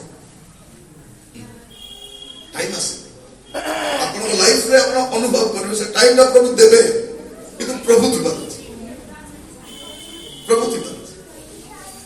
ताको गातरे पकाला बेले प्रभु थिले बिगला बेले भी प्रभु थिले बंदी गृह भी प्रभु थिले आमे कोन परिस्थिति खराब तो प्रभु को छाड़बो ना नहीं भगवान माने परिस्थिति खराब ले अनेक प्रार्थना भी आसले प्रार्थना नहीं बाइबल भी पढ़बे नहीं चर्च का बिछा भी लागबो आपण को जतले प्रभु दरकार वर्स्ट टाइम रे सही समय आपण प्रभु को छाड़ी दे सही समय जतले प्रभु आपण को दरकार मन किता हम एमिति गोटे समय रहछु सरदार हम सपक्ष रे नहीं यदि सदा प्रभु हम संग रे नथिबे हमर परिस्थिति कोन मन किता त आपण को सहित के थातु न त बड़ विषय नहीं के थातु नहीं बड़ विषय नहीं प्रभु अछंती कि नहीं आपण चेक करिवे पैसा अछि कि बड़ विषय नहीं प्रभु अछंती कि नहीं दरमा न मिले टेंशन मंदिर जन को 3 मास दरमा मिले से मत खादी को बोल भाई 3 मास रे भाई किछ दरमा मिलुन कोई खाउ छ ना नहीं हां खाउ छ गैस इलेक्ट्रिक हां देउ छ असुविधा कोन छ 3 मास पर दरमा मिलबो 4 मास मिलु केते पाउछ से गला 70000 बोले 7 तारिख केते एक पैसा 2 लाख मिले कौन करिबो से गला भाई एसी गुटा आनिबी और स्कूटी गुटे सेटा पे प्रभु बंद कर सेई पे बंद कर त 3 मास तले आसिला एसी लगाइला स्कूटी आन मते को तो प्रार्थना करबा कासो प्रार्थना करबा एसी पे प्रार्थना करबी नहीं मुके लॉकडाउन पे प्रार्थना मन कथा तो परमेश्वर अमंगल परमेश्वर नुह से मंगलमय परमेश्वर से मंगलकारी परमेश्वर एटा आपण बुझी पारिबे आपण तो जीवन खराब समय रे आपण बुझी पारिबे मन के जानते मु कहिबा पाई जाए आगामी समय जते परिस्थिति खराब हेउ ना काई कि प्रभु जदी सागरे अछंती चुप इटा को जान बोलिते बदरकार पुस्तक खोलिबे टिके माथ्यू तारो 8 पर्व माथ्यू 8 पर्व तर 23-24 जीसु नौकारे चढ़ंदे ताहांकर शिष्य माने ताहांक पछे पछे गले पुणी देख समुद्र रे एपरी प्रबल झड़ हैला जे तरंगरे नौकाटी आच्छादित हेबाकु लागिला मात्र जीसु शयन करिथिले आउ सेमाने निकटको आसी ताहांको उठाई कहिले हे प्रभु रक्षा करंतु आमे मलु जीसु सेमानको कहिले हे अल्प विश्वासी माने तुमे माने काहे के एडे भिरु सेते बेले जीसु उठी पवन ओ समुद्र को धमक देले आउ सबु धीर स्थिर हैला सेथिरे लोक माने चमत्कृत होई कहिले ए किपरि व्यक्ति जे पवन ओ समुद्र उभय एहाको आज्ञा मानथि सुनो प्रभु यीशु ख्रीष्ट थिले मध्य नौकारे तरंग समुद्र तरंग आसबो ना नहीं तरंग आसबो झड़ हेबो एटा नेचुरल ए तरंग आसीबा ए झड़ हेबा एटा स्वाभाविक अस्वाभाविक विषय नहीं प्रभु यीशु थिले मध्य आसीबो কিন্তু মূল বিষয় কোন প্রভু যিশু ଥିଲେ ବୁଡ଼ିବ ନାହିଁ। ଏଇଟା ମୁଁ କହିବା ପାଇଁ ଚାହେଁ। ଆପଣଙ୍କ ଜୀବନ ଯାତ୍ରାରେ ଗୁଡ଼ିଏ ପରିସ୍ଥିତି ଖରାପ ଆସିବ। ଆମେ କହିବା ପ୍ରଭୁ ଯଦି ସାଙ୍ଗରେ ଅଛନ୍ତି ଅସୁବିଧା କାହିଁକି ଆସୁଛି, ପ୍ରଭୁ ଯଦି ସାଙ୍ଗରେ ଅଛନ୍ତି ରୋଗ କାହିଁକି ଆସୁଛି, ପ୍ରଭୁ ଯଦି ରୋଗ ନ ଆସିଲେ କେମିତି ଜାଣିବେ ସେ ଜିହ୍ବା ପାବନି, ଅଭାବ ନହେଲେ କେମିତି ଜାଣିବେ ଜିହ୍ବା ଦେବେ ବୋଲି। ଆପଣଙ୍କୁ ପ୍ରଭୁ ସବୁ ଅନୁଭୂତି ମଧ୍ୟ ଦେଇ ନେବେ, ସେ ସାଙ୍ଗରେ ରହିବେ। ମନେ ରଖିଥାନ୍ତୁ, ଆପଣଙ୍କ ଜୀବନ ଯାତ୍ରାରେ ଝଡ଼ ଆସିପାରେ, ଝଞ୍ଜା ଆସିପାରେ, ସମସ୍ୟା ଆସିପାରେ, ବିପକ୍ଷ ଆସିପାରନ୍ତି, ସବୁ ଆସିପାରେ, କିନ୍ତୁ ଏଇଟା ଆପଣଙ୍କୁ ବୁଡ଼େଇବା ପାଇଁ ନୁହେଁ, ଗୋଟେ ନୂଆ ଅନୁଭୂତିକୁ ନେବା ପାଇଁ ଖାଲି ପ୍ରଭୁ ରହିବା ଦରକାର। ଏ ବର୍ଷ ଆମେ ପ୍ରାର୍ଥନା କରିବା, ପ୍ରଭୁ ମୋ ଜୀବନରେ କଣ ଥାଉ କି ନଥାଉ ତୁମେ ରହିବା ଅଛି, ତୁମର ଉପସ୍ଥିତି ମୁଁ ଚାହୁଁଛି। ମୋର ପ୍ରିୟ ଭାଇ ଭଉଣୀ ମାନେ, ଆମେ ତ ଜାଣିନୁ ପ୍ରଭୁଙ୍କ ପ୍ରେଜେନ୍ସ ଥିଲେ କଣ ନଥିଲେ କଣ ହବ। ଆମେ ନିଜେ ଆଗ ଘରର ମାଲିକ, ବେଳେବେଳେ କେତେ ଘରେ ଭଉଣୀ ମାନେ ସ୍ୱାମୀ ହେଇଯାଇଥିଲେ, ତ ଜଣକୁ ପଚାରିଲେ ଭାଇ ମାନେ ଏତେ ଖୁସିରେ କେମିତି ଅଛନ୍ତି, ଆଉ ସେ ଭଉଣୀ ଏତେ ଖୁସି କାହିଁକି ଅଛନ୍ତି, ତାଙ୍କର ସେ ସ୍ତ୍ରୀ ଖୁସି ଥିବ ନାହିଁ କି ଭାଇ, ସେ ଭଉଣୀ କହୁଛନ୍ତି ଖୁସି ଥିବ ନାହିଁ କି ତା ସ୍ୱାମୀ ତା କଥାର ପୁରା ଉଠା ବସା ହଉଛି, ସେଇଟା ସେ ଖୁସିରେ ଅଛି। ବାରେ ବୁଝାଣି ପ୍ରିୟ ଭାଇ ଭଉଣୀ ମାନେ, ଏ ଖୁସି ବେଶୀ ଦିନ ଲାଷ୍ଟିଂ କରିବ ନାହିଁ। ଯଦି ପ୍ରଭୁ ସାଙ୍ଗରେ ନଥିବେ ଆପଣଙ୍କ ସୁନା ଗହଣା, ଆପଣଙ୍କ ଟଙ୍କା, ଆପଣଙ୍କ ବ୍ୟାଙ୍କ ବାଲାନ୍ସ, ଆପଣଙ୍କ ସୌନ୍ଦର୍ଯ୍ୟ କିଛି କାମରେ ଆସିବ ନାହିଁ, ରୂପ ଯୌବନ କାମରେ ଆସିବ। ପ୍ରଭୁ ଅଛନ୍ତି କି ନା ଦେଖନ୍ତୁ। ଆଜି ଏଠୁ ଗଲା ବେଳକୁ ଆଜି 3ଟା ସେସନ ଅଛି, ଏବେ ଗୋଟେ ଥିବ, ଖାଇଲା ପରେ ଗୋଟେ ଥିବ, ଖାଇଲା ପରେ କିଏ କିଏ ଯଦି କହିଦେଲେ କାଲି ପାରି ବିଦାୟ ଦିଅନ୍ତୁ ବୋଲେ ଆପଣ ପଳେଇଲେ ଅସୁବିଧା ହେଇଯିବ। ଯାଇଥିଲୁ ଆମକୁ ବିଦାୟ ନେଇଗଲା, କେତେ ଥିବେ ସରିଲା ପରେ ମତେ ଟିକେ ଖାଇଲା ପରେ ଶୋଇବା ଅଭ୍ୟାସ ତ ଏଠି ଶୁଣନ୍ତୁ, କିଏ ମନା କରୁଛ, ଏଠି ବସିକି ବାକ୍ୟ ଶୁଣି ଶୁଣି ଶୁଣ, ଗୋଟେ ଦିନ ବସିଲେ ଦୁନିଆ ଭାସିଯିବ। ମୋର ପ୍ରିୟ ଭାଇ ଭଉଣୀ ମାନେ, ଗୋଟେ ମୋର ଜାଣିବାରେ ଏ 15 ବର୍ଷ ଭିତରେ କେବେ ମୁଁ 6 ଘଣ୍ଟା ଶୋଇନି, 4 ଘଣ୍ଟା ବି ଶୋଇଛି କି ନା ମୋର ମନେ ନାହିଁ, 2.5 ଘଣ୍ଟା 3 ଘଣ୍ଟା ଅନିଦ୍ରା ହିଁ ବୁଲୁଛୁ। ଏଇଥିପାଇଁ ଯେ ଲୋକମାନେ ଯେପରି ନିଦ୍ରାରୁ ଉଠନ୍ତୁ ସେମାନେ, ଏଟା ଶୋଇବା ସମୟ ନାହିଁ, ଏଟା ଚେଇଁବା ସମୟ, ଏଟା ଆମ ପରିବାରକୁ ଜାଗ୍ରତ କରିବା ସମୟ। ଭଉଣୀ ମାନେ ମୋ କଥା ଦୟାକରି ଶୁଣନ୍ତୁ, ଆପଣଙ୍କ ଘରର ସମସ୍ୟା ଆପଣଙ୍କ ଆଣ୍ଠୁରେ ଅଛି। କୋଉଠି ଅଛି? ସମସ୍ୟାର ସମାଧାନ ଆଣ୍ଠୁରେ ଅଛି। ଖାଲି ଆଣ୍ଠୁ ମାରନ୍ତୁ, ଆଣ୍ଠେଇବେ। ସ୍ୱାମୀ କାମକୁ ଗଲେ, ପିଲାମାନେ ସ୍କୁଲକୁ ଗଲେ, ଆପଣଙ୍କ କାମ କଣ? ଶୀଘ୍ର ରୋଷେଇ କରି ଆଣ୍ଠୁରେ ଆସନ୍ତୁ। ୟା ତା ପିଣ୍ଡାରେ ଦାଣ୍ଡରେ ବସି କାନ୍ଦିବେ, ଫୋନ କରିକି କାନ୍ଦି ପକାଉଥିବେ, ଆପଣ ଟିକେ ଫୋନ କରି କାନ୍ଦିବେ, ଦିଦି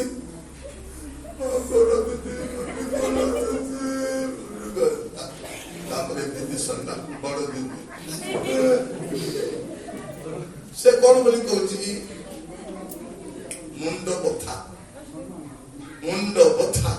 ୟାକୁ ତାକୁ କହି ମୁଣ୍ଡ ବଥା କରିଦଉଛି। କିନ୍ତୁ ସେତିକି କାନ୍ଦିବା ଯଦି ଆପଣ ପ୍ରଭୁଙ୍କ ପାଖରେ କାନ୍ଦିଥାନ୍ତେ, ଏତେବେଳେ ସମାଧାନ, ସେଇଟା ମୁଁ କହିବା ପାଇଁ ଚାହେଁ। ଏଇ ବର୍ଷ ସମାଧାନର ବର୍ଷ, ଆଉ ଆପଣ ଆଣ୍ଠୁରେ ଆସିଲେ ହେବ, ଆଣ୍ଠୁରେ ଆସି କାନ୍ଦନ୍ତୁ। ଆପଣଙ୍କର କେତେ ବଡ ସମସ୍ୟା। ଆମର ପିଲା ଇଣ୍ଟରଭ୍ୟୁ ଦେବାକୁ ଯିବ, ମା ଟିଭି ବସି ଦେଖୁଥିବ, ତାର ପିଲା ପାସ୍ ହବ ନା ଜଣେ ନାଇଁ ବୁଝୁଛନ୍ତି, ବାକି ଲୋକ ନାଇଁ ମିଳିବ, ହେବ ନାହିଁ। ସ୍ୱାମୀ ସାଡେ ଖଟୁଥିବ, ଇଏ ଟିଭି ଦେଖୁଥିବ, ହେବ ସମାଧାନ ଆସିବ। ଆମର ଯାତ୍ରା କଣ? କୁପ୍ରଚାରକୁ 100-200 ଦେଇକରି ଆଜ୍ଞା ମୋର ପିଲାର ପରୀକ୍ଷା ଅଛି, ଆଜ୍ଞା ପ୍ରାର୍ଥନା କରିବେ। 100 ଟଙ୍କା ଦେଲେ କେତେ ଦିନ ପ୍ରାର୍ଥନା କରିବୁ? କେତେ ଦିନ ପ୍ରାର୍ଥନା କରିବୁ? ସେ ଆପଣଙ୍କ ଆଗରେ ଏକ ପ୍ରାର୍ଥନା କରିବୁ, ତାପରେ କରିବୁ। ଭାବ ନାହିଁ ଯେ 100 ଟଙ୍କା ଦେଲେ 3 ମାସ ପ୍ରାର୍ଥନା କରିବୁ। ତେଣୁ ଆପଣ ଲୋକର ପ୍ରାର୍ଥନାର ଭରସାରେ ଥାଆନ୍ତୁ ନାହିଁ। ଆପଣଙ୍କ ସମସ୍ୟା ଆପଣ ଜାଣିଛନ୍ତି, ଆପଣଙ୍କ ଝିଅର ସମସ୍ୟା, ପୁଅର ସମସ୍ୟା, ଆପଣ ନିଜେ ପ୍ରଭୁଙ୍କୁ କୁହନ୍ତୁ, ଆଣ୍ଠେଇବାକୁ ଆରମ୍ଭ କରନ୍ତୁ। କାରଣ ଏଇଟା ବିଳାସର ସମୟ ନୁହେଁ, ବିଳାପର ସମୟ। झील मैंने तुम्हें तुमको कहवा भाई मैंने को मैंने इंटरव्यू देवा जाओ जॉब पे प्रार्थना करके जाओ प्रभु ने थाई जाओ प्रभु को आशीर्वाद करो रात सारा खराब वीडियो देखला प्रभु आशीर्वाद करो हम पिला माने केमती गलगर मूवी गुडा को देखुछ ना देखुछ रात सारा देखुछ स्वामी मान भी देखुछ खराब वीडियो कौन आशीर्वाद आसीबो मो घर भर्ती तो ओलिया भर्ती अछि कोडी आशीर्वाद आसीबो मोर प्रिय माने माछी मध्य मोह माछी मध्य ओलिया रे बसिबो माछी मुहु माछी ओलिया रे बसने प्रभु के ओलिया रे से बसले तुम আজি আমি কোন করিবা আমার জীবনের প্রভু মহৎ কার্য করিবা পে হেলে আমি প্রভুরে রহিবা দরকার আপনার জীবনে যাহা সব ঘটুছি অমঙ্গল পাই নহে পরমেশ্বর মঙ্গল করিবা আরম্ভ করিছতি আপনার স্থির থাকতু নৌকা বুড়িব নাই ঘর বুড়িব নাই পিলা বুড়িব নাই পরিস্থিতি বিগড়িব নাই প্রভু অছতি প্রভু যদি অছতি परिस्थिति बदल हमसे कहते हैं पर हालात बदल जाते हैं यीशु तेरे आने से हालात बदल जाते हैं यीशु तेरे आने से यीशु तेरे आने से हालात बदल जाते हैं यीशु तेरे आने से तक और प्रकार गाई हो हालात बदल जाते हैं यीशु तेरे जाने से करो हाँ यीशु तेरे आने से यीशु तेरे जाने से प्रभु थिले गोटे प्रकार परिस्थिति थिबो प्रभु गोले गोटे प्रकार आपन को घर परिस्थिति आपन लगान जदि प्रभु थिबा सत्ते भी जदि आपन को परिस्थिति भलो नाही आपन नीरव था गोरी ढवा दरकार नाही प्रभु किछि करू छ प्रभु जदि किछि करू नाहंती ता माने से किछि करूछंती आपन को जणाई करी करबे नै से प्रभु करा प्रभु काली की कौन करिबो प्रभु टिकी जणा प्रभु काली के कौन खाइबी प्रभु चुप थी था काली खाइला बेले तो थाली रे मु भोगरे होछुकी नाही सम्मान गोटे बेले तुम थाली रे खाद्य आसला नाही आजी कौन हबो रंजना दीदी पचा दीदी आजी कौन चुपे बस खाइबा टाइम थाली रे परमेश्वर जगेबे ना नहीं जगेबा परमेश्वर कोरे काई की बोलो झियोर बाहागर केति करबी बाहागर टाइम आसो बाहागर हेबो नहीं हेबो मो छुआ को केति पाठ पढेबी भुवनेश्वर पढुछि ना नहीं पढुछि अधिक टेंशन रे पैरालिसिस हो और बाकी बाकी बंका करियो बोलिबो ना नहीं हां औसो छु ए टेंशन रास्ते बात दोनों बाकी बंका करियो हम करू हम को खबर चिंता करी थाता এটা মধ্যে মধ্যে চিন্তা ভালো করে চিন্তা করিব চিন্তা কমা কোন কমা কমা পরে কোন বুঝতো কেতে দিন কমা মানে 15 দিন কি মাসে কমা রথিব জীবন নাই আমাদের দেখি পয়সা আছে না নাই এ বড় বড় মেডিকেল রে 2 মাস হইলে সব খতম হই खत्म वर्ष जाकर जति हम उपार्जन करिछु ए मेडिकल गुडा कर जाय करी 2 मास थिले खत्म होई जिवो तो पैसा रो फुटाणी आउ का को देखा तो प्रभु को नहीं हमर जीवन रे कोन थाउ बा न थाउ प्रभु थिवा आज कहबा प्रभु को प्रभु ए वर्ष रो आरंभ आज केते तारीख আছে 11 से 11 मिसले 11 हो कोन 11 हो कोन 11 से दुईटा कर मिसले एक आज होती मोर स्मरणीय दिन अपन कौन करिवे गोटे डिसीजन लेबे प्रभु मो जीवन किछि थाउ कि न थाउ अपन थिबा फिर प्रभु थिले परिस्थिति बदलेबो जोसेफ को कथा देखंतु जोसेफ को सत केही नहीं बापा नहीं भाई नहीं गां लोक नहीं केही नहीं किंतु प्रभु ताको संगे अछन से कोन बोले यहां को परि पुरुष के हमें पाई परबा से पद पढ़िबे खलंतु मस्त आउट पढ़ले अपन भल लागे से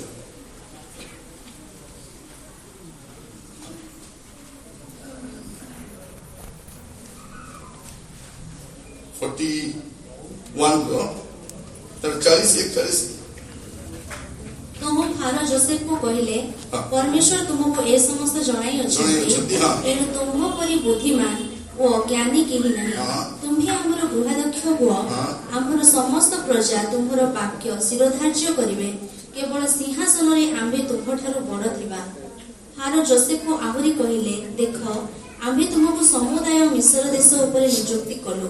ଭାବି ଦେଖନ୍ତୁ ପ୍ରଭୁ ସାଙ୍ଗରେ ନଥିଲେ ସମ୍ଭବ କେଟା ସେ କଣ ଚାକର ହେବାକୁ ଯୋଗ୍ୟ ନାହିଁ। ଆମେ ଜାଣିନାହୁଁ ଯୋସେଫ କେତେ ପାଠ ପଢିଥିଲେ, ତାର କ୍ୱାଲିଫିକେସନ କଣ ଆମେ ଜାଣିନୁ, କିନ୍ତୁ ଗୋଟେ ବିଷୟ ଜାଣିଛୁ ପ୍ରଭୁ ତାଙ୍କ ସାଙ୍ଗରେ ଥିଲେ। ଦାଉଦ କେତେ ପଢିଥିଲା ଆମେ ଜାଣିନାହୁଁ, କିନ୍ତୁ ପ୍ରଭୁ ତାଙ୍କ ସାଙ୍ଗରେ ଥିଲେ। ତାଙ୍କ ପରେ ରାଜା ଇସ୍ରାଏଲକୁ ଆସିଲା, ପ୍ରଭୁ ସାଙ୍ଗରେ ରହିଲା। ମୋର ପ୍ରିୟ ଭାଇ ଭଉଣୀ ମାନେ ଆମେ କଣ ପ୍ରଭୁଙ୍କ ସାଙ୍ଗରେ ରହିବାଟା ବି ଜାଣିନେ। ଦାଉଦ କେତେବେଳେ ରାଜା ହେଲେ, ଯେତେବେଳେ ପ୍ରଭୁ ସାଉଲଙ୍କୁ ଉପେକ୍ଷା କଲେ, ଗେଟ୍ ଆଉଟ୍ କଲେ। ତାକୁ କେତେବେଳେ ପ୍ରଭୁ ବାହାର କଲେ, ଯେତେବେଳେ ସେ ପ୍ରଭୁଙ୍କର ଉପସ୍ଥିତିକୁ ମାନ୍ୟ କଲା ନାହିଁ, ପ୍ରଭୁଙ୍କର କଥାକୁ ଶିରୋଧାର୍ଯ୍ୟ କଲା ନାହିଁ। ସେତେବେଳେ ପ୍ରଭୁ କଣ କଲେ, ତାକୁ ବାହାରିକି ଫୋପାଡ଼ି ଦେଲେ। କହିଲେ ତୁ ଆଉ ରାଜା ହେଇପାରିବୁ, ତୋର ବଂଶର ବି ରାଜା ହେଇପାରିବ। ପରମେଶ୍ୱର କଣ କରନ୍ତି, ସେ ଉଠାଇ ଜାଣିଛନ୍ତି ଆଉ ସେ ବସାଇକି ଜାଣିଛନ୍ତି। ପ୍ରଭୁ ଯଦି ଆଜି ଆପଣଙ୍କୁ ଏ ପରିସ୍ଥିତି ରଖିଛନ୍ତି, ପରିବର୍ତ୍ତନ କରିବେ। ଆପଣ ଦେଖନ୍ତୁ ପ୍ରଥମ ସାମୁଏଲ ପୁସ୍ତକ ଖୋଲିବେ ଟିକେ। ପ୍ରଥମ ସାମୁଏଲ ଦେଖିବା ସେଠି ସୁନ୍ଦର ଭାବରେ ଲେଖା ଅଛି। ଲାଇଟିଂ ଟିକେ କମ ଅଛି ଜାଗାରେ, ଠିକ ଅଛି, କିଛି ଅସୁବିଧା ନାହିଁ। ପ୍ରଥମ ସାମୁଏଲ 2 ପର୍ବ ତାର 6, 7, 8 ପଦ। ସଦାପ୍ରଭୁ ମୃତ୍ୟୁ ଘଟାନ୍ତି। ସଦାପ୍ରଭୁ ମୃତ୍ୟୁ ଘଟାନ୍ତି ହଁ। ଓ ସଜୀବ କରନ୍ତି। କିଏ ମୃତ୍ୟୁ ଘଟାନ୍ତି? ଶୁଣନ୍ତୁ, କିଏ ଘଟାନ୍ତି? ସଦାପ୍ରଭୁ ମୃତ୍ୟୁ ଘଟାନ୍ତି ଆଉ ସଦାପ୍ରଭୁ। ତେଣୁ ମୃତ୍ୟୁ ଆଉ ଜୀବନ ପ୍ରଭୁଙ୍କ ହାତରେ ଅଛି। ଆପଣଙ୍କ ରୋଗ ମେଞ୍ଚେ ମେଞ୍ଚେ ଥାଇପାରେ, ଓରିଡ୍ ହୁଅନ୍ତୁନି, ରୋଗରେ ମରିବେନି। ପ୍ରଭୁ ଯେବେ ଚାହିଁବେ ତେବେ। ମୁଁ ଦେଖିଛି ରୋଗୀ ମାନଙ୍କୁ ନ ମରିବାଟା ମୁଁ ଦେଖିଛି, ଆଉ ଭଲ ଲୋକ ମଧ୍ୟ ମରିବାଟା ମୁଁ କେମିତି ଚାଲିଗଲେ, କିଛି ରୋଗ ନଥିଲେ ଚାଲିଗଲେ, ଇଏ ଅଛନ୍ତି। ଥରେ ମେଡିକାଲକୁ ଯାଇଥିଲି, ମୋ ଟ୍ରିଟମେଣ୍ଟ ପାଇଁ ବି ଯାଇଥିଲି, ଆଉ ସେଠି ଜଣେ ଲୋକ ଆସିଥିଲେ, ତାର 2ଟା କିଡନୀ ଖରାପ ହେଇଯାଇଛି। 2ଟା କିଡନୀ ଖରାପ। ଡକ୍ଟର ଦେଖିଲେ ଆଗ କିଡନୀ 2ଟା ଖରାପ, ଆକୁ କହିଲେ ତ ଏବେ ମରିଯିବ, କହିଲେ ଜମି ବିକିବ, ଘର ବିକିବ, ଦୁନିଆ ଧନ୍ଦା କରିବ। ଡକ୍ଟର କଣ କଲେ, ନାହିଁ ସେଠି ଆକୁ ମରିଯାଉ ବୋଲିକି ତାକୁ ଭିଟାମିନ ଟାବଲେଟ ଦେଇଦେଲେ 2 ମାସ। କହିଲେ ଏ 2 ମାସ ନେଇ ଖାଇବ, ଆଉ ଭଲ ଲାଗିବ ତୁମେ ଆସ। ଡକ୍ଟର ଜାଣିଛନ୍ତି 2 ମାସ ଭିତରେ ଖତମ ହେଇଯିବ। ଏ ସବୁ ଔଷଧ ଖାଇଲା। ତାପରେ ଦିନେ ମୁଁ 4-5 ମାସ ପରେ ଯାଇଛି, ସେ ଲୋକ ବି ଆସିଛି। ଏ ଡକ୍ଟର ତାକୁ ଦେଖି କଣ କହୁଛନ୍ତି, ତୁମେ ମରିନା, ତୁମେ ମରିନା? ନାଇଁ ଆଜ୍ଞା। ଆଉ କୋଉ ଡକ୍ଟର ପାଖେ ଯାଇଥିଲ? ନାଇଁ ଆଜ୍ଞା କୋଉଠି ଯାଇନି, ତମେ ଯୋଉ ମେଡିସିନ ଦେଇଥିଲ ଆଜ୍ଞା ବେଷ୍ଟ, ଖାଇଲା ଦିନରୁ ଆଜ୍ଞା ମତେ ବହୁତ ବଢିଆ ଲାଗିଲା, ଆଉ ଧଇଁସଇ ଲାଗିଲା ନାହିଁ, ଦୁର୍ବଳ ଲାଗିଲା ନାହିଁ, ହାଲିଆ ଲାଗିଲା ନାହିଁ, ଏତେ ବଢିଆ ମେଡିସିନ। ଧନ୍ୟବାଦ ଆଜ୍ଞା, ଟିକେ ଏମିତି ଥଣ୍ଡା କଥା ସତା ତ ଆସିଛି। ସେ ଖ୍ରୀଷ୍ଟିଆନ ଡକ୍ଟରଟା, ତାକୁ ପଚାରିଲେ ତୁମେ କଣ କଲ? ସେ କଣ ବୋଲି କହୁଛି, ଆଜ୍ଞା ଔଷଧ ତ ଦେଇଥିଲେ, ମୁଁ ଜାଣିନି କଣ ଲାଗି ସେଟା। କହୁଥିଲି ପ୍ରଭୁ ଔଷଧ ବୋଲି ଦେଲେ, ପ୍ରଭୁ ଖାଇଲେ ସୁସ୍ଥ ହେବି କି ନାହିଁ ମୁଁ ଜାଣିନାହିଁ, କିନ୍ତୁ ଆପଣ ମତେ ସୁସ୍ଥ କରିବା, ଆପଣ ମତେ ସୁସ୍ଥତା ଦିଅନ୍ତୁ ବୋଲି 2 ମାସ ଖାଇଛି ସେଟା। ଏବେ ତ ସୁସ୍ଥ, ସେ କିଡନୀ 2ଟା ଭଲ ହେଇଯାଉଛି। ମୁଁ ଆପଣଙ୍କୁ କହିବା ପାଇଁ ଚାହେଁ, ଆମର ଭରସା କଣ? ଔଷଧ ନାହିଁ, ଔଷଧ। ଆମର ଭରସା କିଏ? ଔଷଧ, ଔଷଧ, ଔଷଧ। ମାଙ୍କର ଆମର ବି ଔଷଧ ହେଲା। କଣ ଔଷଧ? ଔଷଧକୁ କଣ ବୋଲି କୁହନ୍ତି ଆମ ହିନ୍ଦୀରେ? କଣ କୁହନ୍ତି ଔଷଧକୁ? ଦବାଇ। ଦବାଇ ମାନେ କଣ? ଦବାଇ ମାନେ କଣ? ଖାଲି ଦବାଇ ଦବାଇ ଚଙ୍ଗାଇ ନାହିଁ। ଔଷଧର ହିନ୍ଦୀ ନା କଣ? ଦବାଇ। ଦବାଇ ମାନେ ଦବାଇ ଦବାଇ। ଯୋଉଦିନ ଦବାଇ ସରିଯିବ ପୁଣି डायबिटीज मेडिसिन 5 वर्ष खाइला पर यदि 5 दिन भी खाइबे नहीं, जो डायबिटीज को तो दवाई पता चले, किडनी को भी दवाई करो, हार्ट को दवाई करो, पता सुता भी दवाई दवाई दवाई दवाई। तेणु आमर भरोसा कौन जाए? दवाई। मोर प्रिय भाई भौणी माने, मैं आपको कहवा, सदाप्रभु कौन करती? मृत्यु ଘଟାନ୍ତି ସଜୀବ କରନ୍ତି ସେ ପାତାଳକୁ ଓହ୍ଲାଇ ଆଣନ୍ତି ସେ ପାତାଳକୁ ଓହ୍ଲାଇ ଆଣନ୍ତି ଓ ଉପରକୁ ଉପରକୁ ଉଠାଇ ନିଅନ୍ତି ସଦାପ୍ରଭୁ ସଦାପ୍ରଭୁ ନିର୍ଦ୍ଧନ କରନ୍ତି ଓ ଧନବାନ ଓ ଧନବାନ କରନ୍ତି ସେ ନତ ସେ କରନ୍ତି ନତ କରନ୍ତି ସେ ମଧ୍ୟ ଉନ୍ନତ କରନ୍ତି ସେ ମଧ୍ୟ ଉନ୍ନତ କରନ୍ତି। ତାପରେ 8 ପଦ ସେ କୁଳୀନମାନଙ୍କ ସଙ୍ଗେ ବସାଇବା ସେ ପାଇଁ କୁଳୀନମାନଙ୍କ ସହ ବସାଇବା ପାଇଁ ଓ ଗୌରବ ସିଂହାସନ ଅଧିକାର କରିବା ପାଇଁ ଧୂଳିରୁ ଦିନହୀନକୁ ଉଠାନ୍ତି ମନେ ରଖିଥାନ୍ତୁ ଧୂଳିରୁ ଦିନହୀନକୁ ଉଠାନ୍ତି ଦରିଦ୍ରକୁ କ୍ଷତରାଶିରୁ ଦରିଦ୍ରକୁ ଖତରାଶିରୁ ଉନ୍ନତ କରାନ୍ତି କାରଣ ପୃଥିବୀର ସ୍ତମ୍ଭ ସକଳ ସଦାପ୍ରଭୁଙ୍କର ଓ ସେ ତହିଁ ଉପରେ ଜଗତ ସ୍ଥାପନ ମୋର କରିଅଛନ୍ତି। ପ୍ରିୟମାନଙ୍କୁ କହିବା ପାଇଁ ଚାହିଁ ଯଦି ଏମିତି ପ୍ରଭୁ ଥାଉ ଥାଉ ଟେନସନ କଣ ପାଇଁ ଟିକେ ସମସ୍ୟା ଟିକେ ଅଭାବ ଟିକେ ଋଣ ଟିକେ ଏଇଟା ଟିକେ ସେଇଟା ଆସୁ ୱରିଡ ହୁଅନ୍ତୁ ନାହିଁ କାରଣ ଆପଣଙ୍କ ପାଇଁ ପରମେଶ୍ୱରର ଗୋଟେ ଭଲ ଯୋଜନା ଅଛି। ଆଉ ଏଇ ବର୍ଷରେ ଆପଣ ଦେଖିବେ କିନ୍ତୁ କେମିତି ଦେଖିପାରିବେ ପ୍ରଭୁ ସାଙ୍ଗରେ ଥିଲେ। ନେକ୍ସଟ ଜେନେରେସନ କଣ ତା ପାଖରେ ସାଧନ ଅଛି ସଦାପ୍ରଭୁ ନାହାନ୍ତି। ସାଧନ ଗାଡି ଅଛି টিভি ଅଛି ଫ୍ରିଜ ଅଛି ୱାସିଂ ମେସିନ ଅଛି ପ୍ରଭୁ ନାହିଁ। ଜ୍ଞାନ ଅଛି ଜଗତର ଜ୍ଞାନ ଅଛି ପ୍ରଭୁଙ୍କର ଜ୍ଞାନ ନାହିଁ। ପ୍ରଭୁ କହୁଛନ୍ତି ଏ ଜଗତର ଜ୍ଞାନ ମୂର୍ଖତା। ଆମ ପିଲାମାନେ ଯେତିକି ପାଠ ପଢୁଛନ୍ତି ସେତିକି ମୂର୍ଖ ଭଳିଆ ହଉଛନ୍ତି ନା ନାହିଁ। ଆଗ ଗରିବ ଥିଲୁ କିନ୍ତୁ ଘରେ ସୂଚି ସୂତା ଥିଲା ନା ନାହିଁ। ସୂଚି ସୂତା ଥିଲା ସମସ୍ତେ ସିଲେଇଥିଲି ମା ମାନଙ୍କର ମନେ ଥିବ ସାୟା ବି ସିଲେଇଛନ୍ତି ବ୍ଲାଉଜ ବି ସିଲେଇଛନ୍ତି ଶାଢୀ ମଧ୍ୟ ସିଲେଇଛନ୍ତି ପିଲାମାନଙ୍କ ପାଇଁ ଟ୍ରାକ୍ଟର ସିଲେଇଛନ୍ତି। ଏବେ କଣ କରୁଛୁ ପଇସା ଦିଟା ହେଲାରୁ ଭଲ ଜିନ୍ ପ୍ୟାଣ୍ଟ କିଣି ଆଣିକି ଘରେ ବସି ପ୍ଲେଟରେ କାଟୁଛୁ। ଫଟା ଠୁଟା ପିନ୍ଧିଥାଉ ପିଲାମାନେ ପ୍ରାର୍ଥନା କରିବ ମା ମାନେ ପ୍ରଭୁ ମୋର ପୁଅକୁ ପ୍ରଭୁ ଭିକାରୀ ଭୂତ ଧରିଛି ପ୍ରଭୁ ପ୍ରାର୍ଥନା କର କି ଭୂତ ଭିକାରୀ ଭୂତ ଭିକାରୀ। ଏବେ ଗୋଟେ ମିଟିଂରେ ଯାଇଥିଲେ ଝିଅ ମାନେ ଖଣ୍ଡିଆ ଖଣ୍ଡା ପିନ୍ଧି ଦେଇଥିଲେ ହାତ ଉଠେଇଛନ୍ତି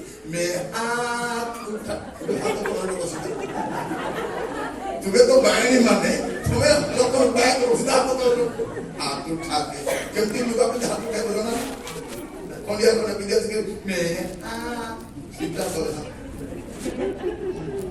बस था सब आउ केटा मीटिंग तो देखो छी ए बोक्ता माने पत्रे पत्रे भूमि माने पाकर थिया नहीं एबा छी ए बोक्ता पत्रे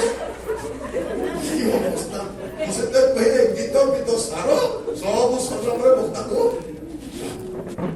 आपण मन हसुଛନ୍ତି बक्ता अवस्था के भावी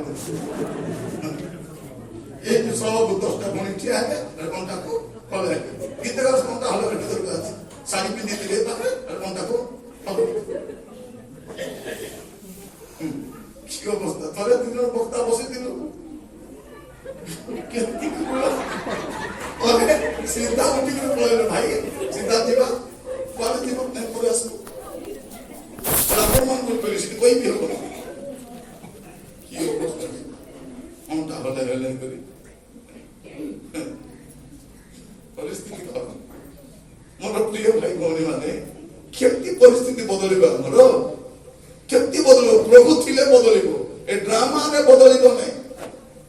आमे जो अभिनय करूछु चर्च को आसुछु जाउछु सब करूछु किंतु हमर भीतर सेना नाही सेटा नथिबारु ए अवस्था रहछु जदि वास्तव रे आदि देखतो जोसेफ से तो किछि नथिला प्रभु थि अपन पर किछि नथो किछि व्यवस्था नै से का को अप्रोच भी करू नै का सहायता लडू नै का को खबर पठाउ नै गोटे कथा जानि मोर प्रभु से जेने भी खुशी अछि किछि मोरी डब दरकार नै।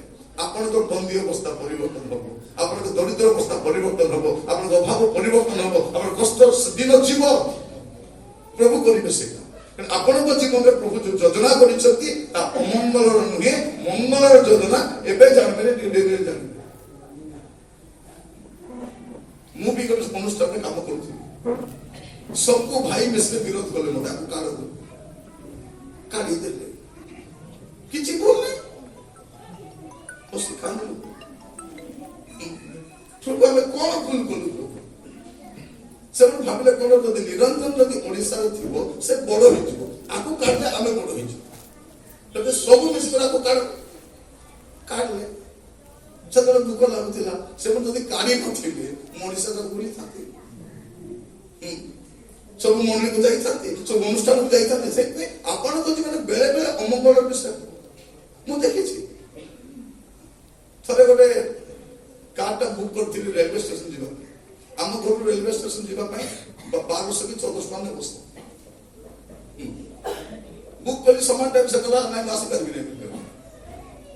କେମିତି କରିବି? ବସ୍ରେ ଯିବି ହେଲେ ମୁଁ ତ ଏକ୍ସଚେଞ୍ଜ ବୋଲି କହିଥିଲି। ତାପରେ ଆସିଲି, ଠିଆ ହେଇଛି ସେ ଗୋଟେ କାର୍ ଯାଉଛି, ଖାଲି କାର୍। ସେ ନିଜେ ରଖୁଛି, କୁଆଡେ ଯିବ? ମୁଁ କହିଲି ରେଲୱେ ଷ୍ଟେସନ ଯିବି। ବସ ମୁଁ ବି ସିଆଡେ ଯାଉଛି, ନେଇକି ଛାଡ଼ିଦେଲା। 50 ଟଙ୍କା ଦେଲି, 50 ଟଙ୍କା ଚା ପିଇବା ପାଇଁ। ମୁଁ ବ୍ୟସ୍ତ ହଉଥିଲି, କଣ ପ୍ରଭୁ ତମେ ଯୋଗାଇ ରାଜା।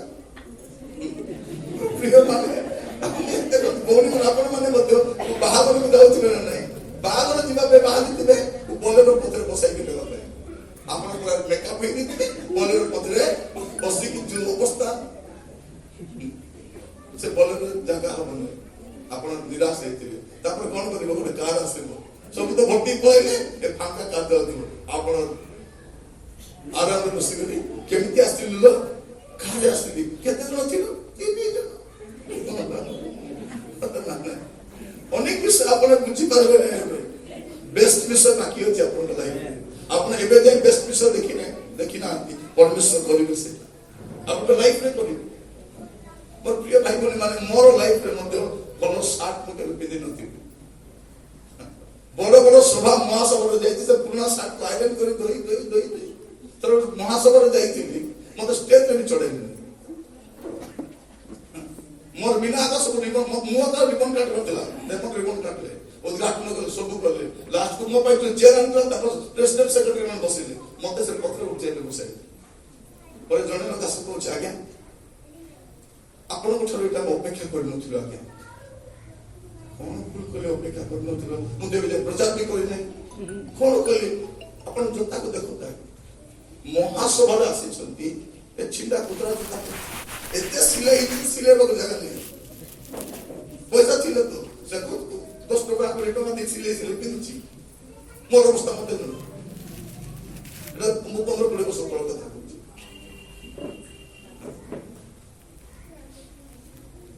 ମୁଁ କହିବା ପାଇଁ ଚାହେଁ, ଜୋତା କୁତରା ଥାଉ, ଡ୍ରେସ ପୁରୁଣା ଥାଉ, ଖାଇବାକୁ ଥାଉ କି ନଥାଉ, ପ୍ରଭୁ ଥିବାର ଅଛି। ପ୍ରଭୁ ଅଛନ୍ତି ନା ଏବେ ଯାଏ ଅଛି। ଏବେ ଯୋଉଟା ଇଚ୍ଛା ପିନ୍ଧିପାରିବି, ଯୋଉଟା ଇଚ୍ଛା ଖାଇପାରିବି, କିଛି ଟେନସନ ହବାର। ମୋର ବି କଷ୍ଟ ଦିନ ସେବାରେ ମୁଁ ବି କଷ୍ଟ ଦେଇଯାଇଛି। ମୁଁ ବ୍ରହ୍ମପୁର ଥିବା ସମୟରେ କଥା କହିଲେ ଆଶ୍ଚର୍ଯ୍ୟ, ଭାତ ରାନ୍ଧି ଦେବାର ତରକାରୀ ନାହିଁ। ମୁଁ ବିଜିପୁର ପାଖରେ ରହୁଥିଲି, ଅଛି ବିଜିପୁର ରହୁଥିଲି। ସମୋସା ଦୋକାନରେ ଯିବା, ଘଣ୍ଟେ ବେଳେ ଅଫିସ ଫେରିଲା ବେଳେ, 1-1.5 ବେଳେ ସମୋସା କିଣିବା 10 ଟଙ୍କା 2ଟା କି 3ଟା, ବେଳେ ବେଳେ 5 ଟଙ୍କା କିଣିବା। ତାକୁ ରାମ ଚଟଣି ମାଗିବ, ପଦିନା ଚଟଣି ଟିକେ ଦିଅ ବୋଲେ ସେ ଦେବ। ରାଗ ଅଳ୍ପ ଦେବ, ଭାଇ ଆଉ ଟିକେ ଦିଅ ଭାଇନା, ଏ ତ 2ଟା ବଛେ ନାଇଁ ଭାଇନା, ତମର ରାଗ ଚଟଣି ଟିକେ ଭଲ ଲାଗିବ ଦିଅ। ସେଇଟାକୁ ନେଇକି ସେ ସମୋସା ସହିତ ଚଟଣିକୁ ଚଟକି ଦେଲେ ଗୋଟେ ତରକାରୀ ହେଇଯିବ। ପଖାଳ ସହିତ ଚାକି ଖାଇଲେ ଯୋଉ ସ୍ୱାଦ, ଆପଣ ସେ ସ୍ୱାଦ ପାଇନଥିବେ। ମୁଁ ପାଇଛି।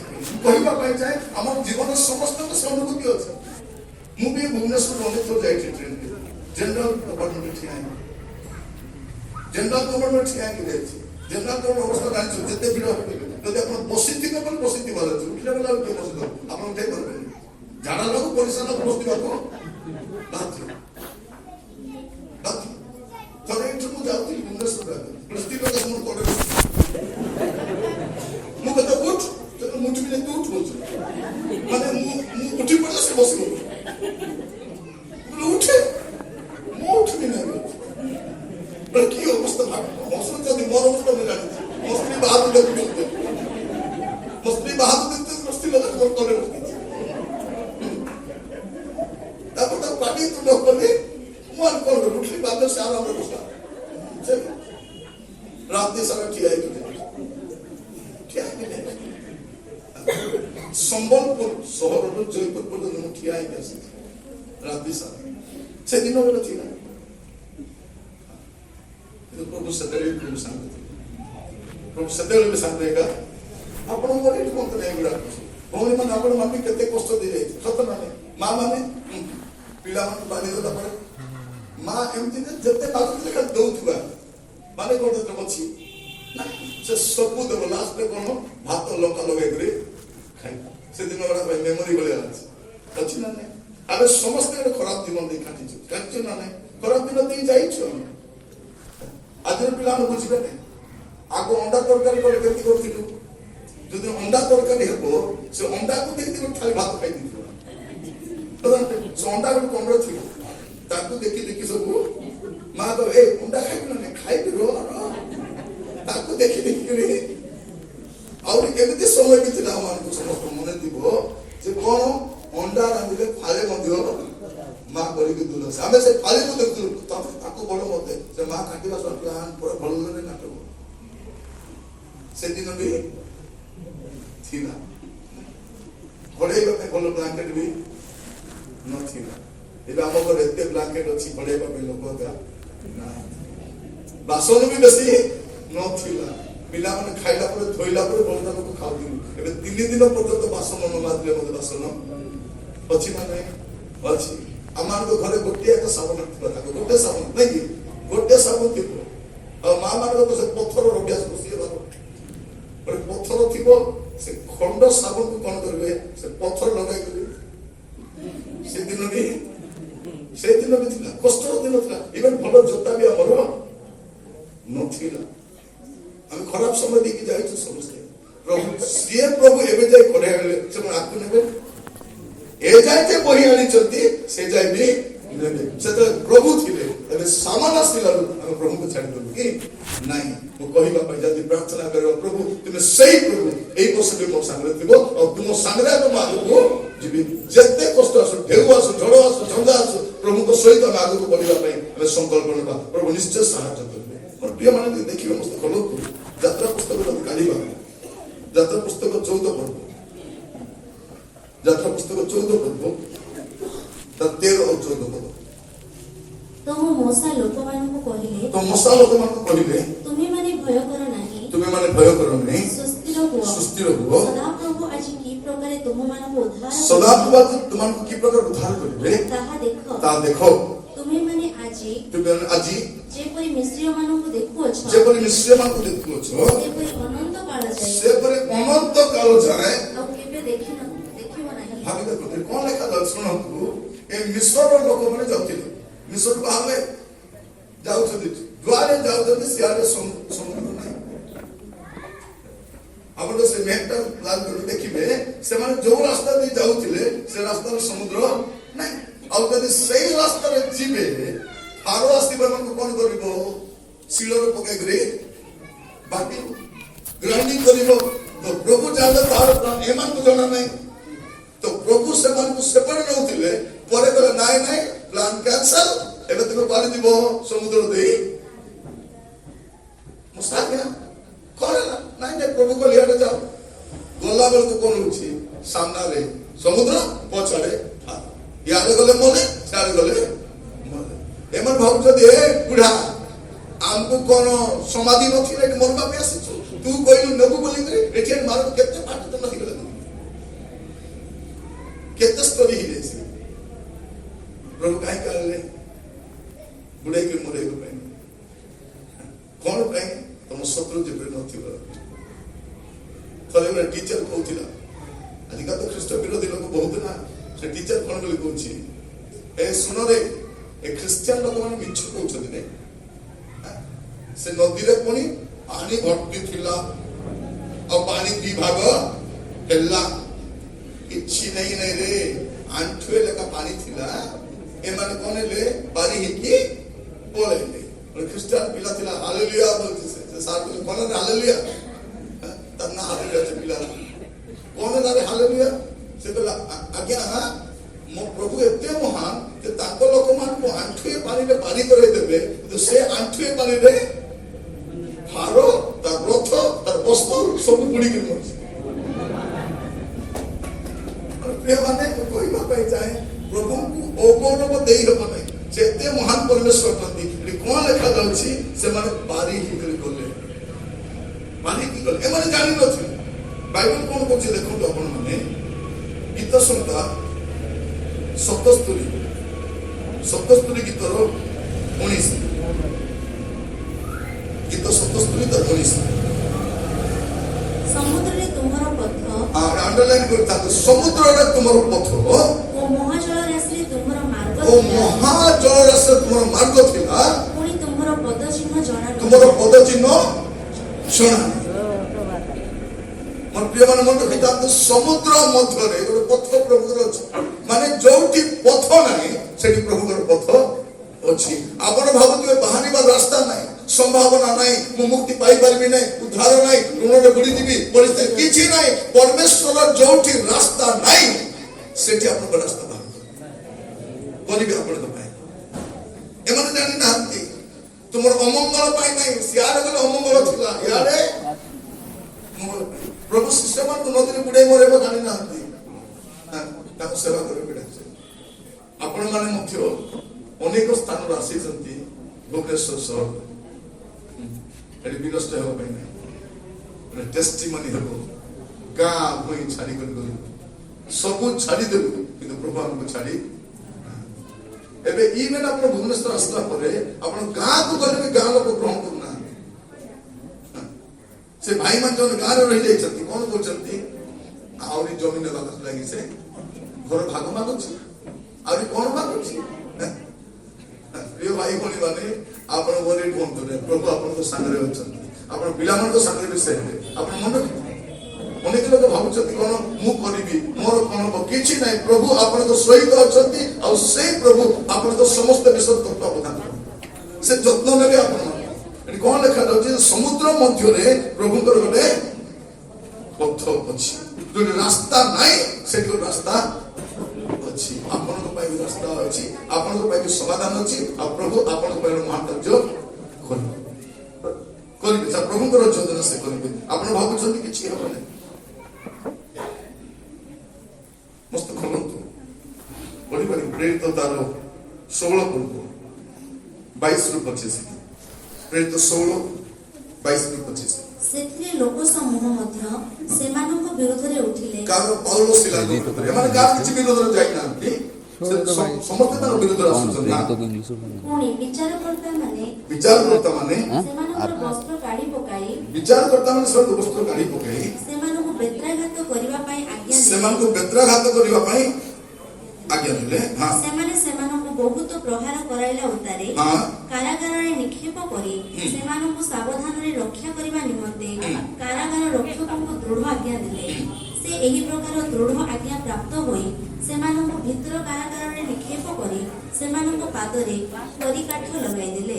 କିନ୍ତୁ ପ୍ରାୟ ମଧ୍ୟରାତ୍ରରେ ପାଉଲ ଓ ସିଲା ଈଶ୍ୱରଙ୍କ ନିକଟରେ ପ୍ରାର୍ଥନା ଓ ସ୍ତବଗାନ କରୁଥିଲେ। सुनो एठी कोन लेखा अछि पाउल सिला को विरुद्ध एटा अछि कष्टर समय रे प्रशंसा करू कष्टर समय रे कोन करबा हमर परिस्थिति खराब अछि जोसेफंकर परिस्थिति खराब थिला जोसेफ खराब हे नांती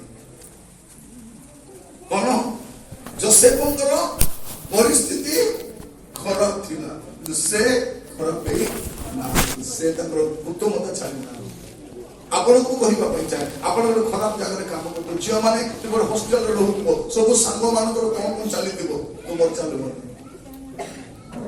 तबे जोने काम करतो अन्य माने मद पियो तुमे मद पिबो नै अन्य माने पुरिया खाइबो तुमे खाइबो नै साइजा को टीवी चली दिबो क्रिश्चियन को रात टीवी चलबो नै प्रार्थना चलबो और कथा टिके मानव को राति सारा टीवी देखिबा बंद कर प्रार्थना करबा आरंभ करंतु परिस्थिति बदलिबा आपण भाबो तो नै एबे ते आपण चेष्टा करिसथि सबले कहे ट्राई विथ जीसस आपण सब ट्राई करिसथि एबे कोन ट्राई करिवे जीसस को ट्राई करबो देखन बदली मोर प्रिय भाई भनी माने एमान कोन करे देखन तू गोटे गोटे कथा में देखिबा ध्यान से तो कोन लेखा त 16 पर्वतार 22 पदरे एथिरे लोक समूह मध्य से मान को विरुद्ध उठी जो माने लोक मान कोन करि पकाइ छथि किछि करि ना दे लोक मान किछि क्षति कर ना लोक मान को विरुद्ध रहते तापर कोन शासन कर्ता माने मध्य कोन कले वस्त्र काढ काढबार अछि पाउल सिला कोन भूल कर सिला बल स्त्री लोक नै ना बटे प्रभु दास को स्त्री को धरि बोलु छिला ତାକୁ ପଚାରିଲେ ତୁମେ କାହିଁକି ଅନ୍ୟ ସ୍ତ୍ରୀକୁ ଧରି ବୁଲୁଛ ବୋଲେ ସେ କଣ କରୁଛି ନାହିଁ, ପାଉଲ ମଧ୍ୟ ଶିଲାକୁ ଧରି ବୁଲୁଥିଲେ। ଶିଲା ଝିଅ ପିଲା ନାହିଁ, ବୋଲେ ପୁଅ ପିଲା ସାଇଲସ୍, ଓଡ଼ିଆରେ ଶିଲା ବୋଲି କଣ କଲେ, ଦୁଇ ଜଣଙ୍କର ବସ୍ତ୍ର କାଢି ପକାଇଲେ, ସେତିକି ନାହିଁ। ତାପରେ କଣ କରୁଛନ୍ତି, ସେମାନଙ୍କୁ ବେତ୍ରାଘାତ କରୁଛନ୍ତି, ବାଲିରେ ମାର ବେତ୍ରାଘାତ କରାଇଲେ।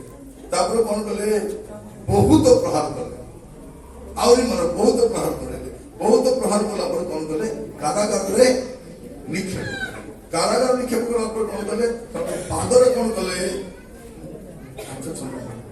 ଯଦି ଭଲ ଥିଲା ହେଇପାରୁନି ଛନ୍ଦି ଦେଲେ। କିନ୍ତୁ ଏମାନେ ଯାହା କରିବା କଥା କଲେ, କିନ୍ତୁ ପ୍ରାୟ ମଧ୍ୟରାତ୍ରରେ ପାଉଲ ଓ ଶିଲା ଈଶ୍ୱରଙ୍କ ନିକଟରେ ପ୍ରାର୍ଥନା ଆଉ ସ୍ତବ ଗାନ, ଏଇଟା ଆପଣଙ୍କ ବିରୁଦ୍ଧରେ କିଏ କଣ କର୍ମ କରୁ, ଆପଣଙ୍କ ପ୍ରଶଂସା ବନ୍ଦ ହେବ।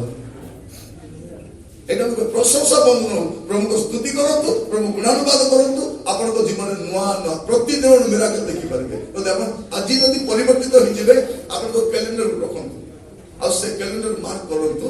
ଏ ବର୍ଷ 24 ପରିସ୍ଥିତି କେମିତି ବଦଳୁଛି, 1, 2, 3, 4 ଡାଇରୀ ମେଣ୍ଟେନ କରନ୍ତୁ। କହିବା ପାଇଁ ଚାହେଁ, ପ୍ରଭୁ ଆପଣଙ୍କ ପରିସ୍ଥିତି ପରିବର୍ତ୍ତନ କରିବେ, କିନ୍ତୁ ପ୍ରଭୁଙ୍କର ବିନା ନୁହେଁ। ଆମେ କଣ କରୁଛୁ, ପ୍ରଚାର କରାଯାଇ ପ୍ରାର୍ଥନା କରୁଛୁ, ଆଜ୍ଞା ମୋର ପରିସ୍ଥିତି आज से तुम्हारा परिस्थिति सब खत्म, भाषण देई दउछु करिको से कोन होछ कोडी खत्म, तार परिस्थिति खत्म, आर परिस्थिति जेति बोले कारण प्रभुଙ୍କର बिना कोन, प्रभुଙ୍କ बिना କିଛି ଆପଣଙ୍କୁ प्रभु दरकार। ଆପଣଙ୍କ ଘରର ପରିସ୍ଥିତି କେବଳ ପ୍ରଭୁ ହିଁ ପରିବର୍ତ୍ତନ କରିବେ, କୋ ଲୋକ ପରିବର୍ତ୍ତନ କରିବ ନାହିଁ। ଆପଣ ଲୋକର ଭରସା ଥାଆନ୍ତୁ ନାହିଁ, ସେ ବି ମଣିଷ को प्रचार सुस्थता करेंगे, प्रभु का सुस्थता करेंगे। मोर प्रार्थना आश्चर्य कर्म प्रभु नहीं, आश्चर्य कर्म प्रभु करेंगे, आश्चर्य कर्म प्रभु करेंगे। ना ना कौन लोग आरो प्रार्थना में मिराकल, तारो प्रार्थना मिराकल, कारो प्रार्थना में मिराकल हुए नहीं, मिराकल से एटा मतलब से आपने इने तेरे पला पली बोलते नहीं, आपने ध्यान में प्रभु को पाप प्रभु को पाप जानतो, आपने को पाप स्वीकार करतो, कारण पाप सहित आशीर्वाद मिलबो नहीं। ए वर्ष सारा हमर परिस्थिति खराब काहे अछि, 24 मसिया नाटक करिछु, सब ड्रामा करे चलते आसी करी तेरे भवन में काहे का सिच तेरे भवन में तो बोलुती बोली था और वो हेलमेट पिनी बोलथिला, तो कोन हेलमेट पिनी अंकल पिनवा में पडुची, कुकु झियो बसे पडुची हेलमेट पिनी करी हमर झियो माने मते पूरा मुंडर कुपड़ा बादे लाकिया कर दो नौकर मान को कौन कौन अब फोन असले बारे बात के कोले धांगी बोलते तो फोन असले ये छतर दिन भारी बच्चे ना पुलिस कि गायला वाला कौन लिखा होची तेरे आत्मा से भाग मेरे कहे मुई तो जानी चुका मुझसे ठीक होची हमें कौन करछु हां हमर अवस्था देखो आमर को जमने राती सारा मोबाइल धरि एमटी टाइप करबे एमटी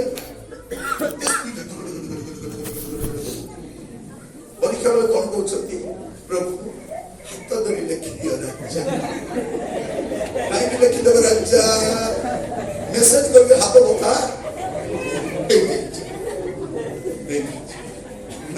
आमर को माने फोन आसला माने कोआले करेनी ए स्वामी मान को भी जदी कात कथा तो देखो दिबे जदी को ओडा फोन आस्ते खाली आ घरे फोन कर चिल्ली चिल्ली भी किनवा पड़िबे पहिला चिल्ली सरी गला पूरा नाइ बिगो ओ थाउ और कि आनिबी तो चिल्ली का कारण दउची जे बाहर फोन को बता बे दुईटा फोन को दिलास ओई मन डेली काई गेला दुकान रे भिडियो दिला दुकान रे भिडियो नथिला आ कथा सरी नथि तत फोन बाउछ फोन आस्ते काटी दे जीवा माने सुनिथ बापा मां सामने जो फोन आसले कथा हे पारबो नहीं ता केबे भी भलो फोन बोल हेई नथ स्वामी माने स्त्री सामने जदी कथा हे पारबे नहीं अनेक लोकर स्त्री माने तो स्वामी रो मोबाइल रो पासवर्ड भी जानि ना जानि सती की जानि ना ଏ ସ୍ୱାମୀ ମାନଙ୍କ ଫୋନ ଚାର୍ଜ ରେ ବସାଇ ଦିନ ବାଥରୁମ ଯାଇଥିବେ ରିଙ୍ଗ ହେଲା ଲୁଙ୍ଗି ଯଦି ଦୌଡ଼ି ହବ ଛୁଣ୍ଡେ ଫାଟି ଦିନ ତ ତୁମେ ଏଇଟା ମୋ ମଝି ଫାଟିଯିବ ଛୁଣାରେ ବେଳେ ଘରେ ଝଗଡ଼ା କରୁଛୁ ତୁ ମୋ ଫୋନ କାହିଁକି ଉଠେଇଲୁ ତୋ ଫୋନ ତୁ କାହିଁକି ଉଠେଇଲୁ ଏମାନଙ୍କ ଘରେ ଆଶୀର୍ବାଦ ଆସିବ ଆମର ବୁଢ଼ୀ ମା ମାନେ ଚର୍ଚ୍ଚ ଆସିଲେ କି ଆସିବେ ଏ ବୁଢ଼ୀ ଗୁଡାକ ବିଚିତ୍ର ବୁଢ଼ୀ ଗୁଡାକ ଆସିଲେ କଣ କରିବେ ବାପୁ ମତେ ଦେଖା ଯାଉନାହିଁ ବାପା ମୁଁ ଶୁଣି ପାରୁନାହିଁ ତ ଖାଲି ଟିଭି ଏକା ଦେଖି ପାରୁଛି ଆଉ ଟିଭି ଏକା ଶୁଣି ପାରୁଛି ଆଉ କିଛି ତ ଶୁଣେ ଏମିତି ଆମ ଘରେ ଅଛନ୍ତି ଆଉ ବେଶୀ କହିବ ମା ରବିବାର ଗିର୍ଜା କାହିଁକି ଆସୁନ ଆସିଥାନ୍ତି ବାବୁ ଆସିବାକୁ ଇଚ୍ଛା ନାହିଁ କି ଇଚ୍ଛା ଅଛି ଯେ ଆଣ୍ଠୁ ବଥା ଗଣ୍ଠି ବଥା ଅଣ୍ଟା ବଥା ତ କିନ୍ତୁ ଏ ବସ୍ତିରେ ବାହାଘର ଭୋଜି ହେଉଥାଉ ସେ ଆଗ ଦୁଇଟା ବହୁତ ହାତ ଧରିକି ନେଇ ତାକୁ ବସାଇବେ ଏ ବୋଉ ଆଣିଦେଲେ ଖାଇବ ସେ ଆଣିଦେଲେ ଖାଇବ ଆମେ ଖାଇବାର ମିଳୁନଥିଲୁ ମାମା ଚିକେନ ପକୋଡା ଦୁଇଟା ଖାଇବ ମା ଦୁଇଟା ଏ ଦୁଇଟା ସେ ଦୁଇଟା ନା ମଟନ ହେଇଛି ଗରମ ଟିକେ ଖାଇ ଦେଇଥାଉ ଆଣେ ମା ଏ ମା ବି ଆଣିବ ତାପରେ ମା କଟଲେଟ ହେଇଛି ମାଛର ଆଣେ ମା ଦାନ୍ତ ତ ନାହିଁ ଟିକେ ଖାଇଦେବି ହେଲେ ଏମିତି ଖାଇକି ମା ଆଇସ୍କ୍ରିମ ହେଇଛି ଦାନ୍ତ ଭାତ ନଥିବ ଆଇସ୍କ୍ରିମ କୋଉଠି ଡିସେମ୍ବର ମାସରେ ଆଇସ୍କ୍ରିମ ଦିନ ଖାଇଦେବ ଏତେ ଖାଇଲି ମା କେମିତି କରିବି ହଜମ ହବ ନାହିଁ ସ୍ପ୍ରାଇଟ୍ ଆଣିଦେବି ଜଲଜିରା ପକେଇକି ଆଣେ ମା ସେଟା ବି ଡବଲ ପିଇଲି ତାପରେ କଣ କରିବ ଦୁଇଟା କ୍ଷୀରି ମଧ୍ୟ ସେ କ୍ଷୀରିରେ ଦେଖିବ ସ୍ପୁନ ଥିବ ନା ନାହିଁ ସେ ସ୍ପୁନରେ ଖାଇବ କି ନାହିଁ ସେ ସ୍ପୁନ କଣ ପାଇଁ ପ୍ରେସିଡ ପାଇଁ ତାକୁ ଚୁପଡ଼ି ଭିଡ଼ିବ ତାପରେ ସେଟା ମଧ୍ୟ ଖାଇଦବ ପେଟେ ଘରେ ଆସି ବୁଢ଼ୀ କଣ କହୁଛି ଆଗ ଭଳିଆ ମୁଁ ଖାଇପାରୁ ନାହିଁ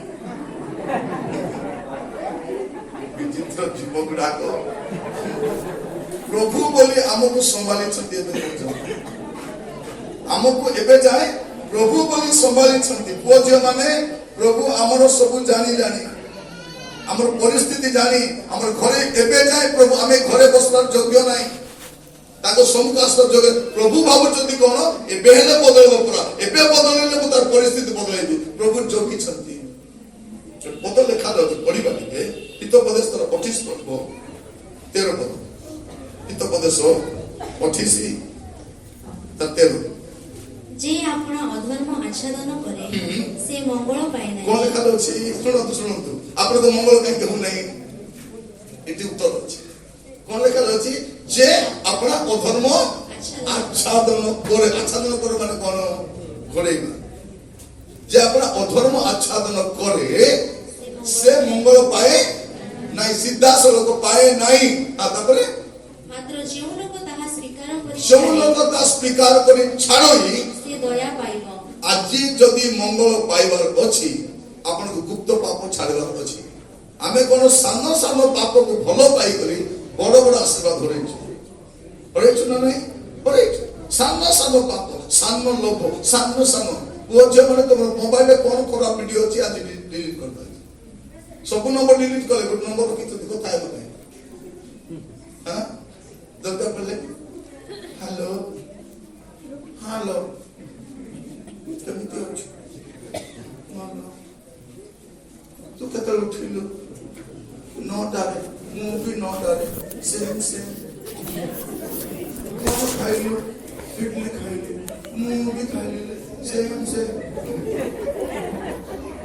ଆଉ ତୁ କୋଉ ଡ୍ରେସ୍ ପିନ୍ଧିଛୁ ପିଙ୍କ ସେମ୍ ଏମାନଙ୍କୁ ଲାଜ ବି ଲାଗୁନାହିଁ ଏମାନଙ୍କୁ ପ୍ରଭୁ ଆଶୀର୍ବାଦ ଦେଲେ ସେମ୍ ଆଶୀର୍ବାଦ କରିବେ କି କରିବେ ନାହିଁ ଆମର ଭଉଣୀ ମାନେ ସ୍ୱାମୀ ଟିକେ ବାହାରେ ଯାଉ ବୋଲି ଯୋଗୀ ଯାଉଛନ୍ତି ବୋନସ୍ ତ କାଟି ଦଉଥିବେ ଆଉ କେତେବେଳେ ଯଦି ମୋହିନୀର ନମ୍ବର ମହେଶ ଲେଖିଛନ୍ତି କେତେ ଚାଲାକ ଦେଖିବେ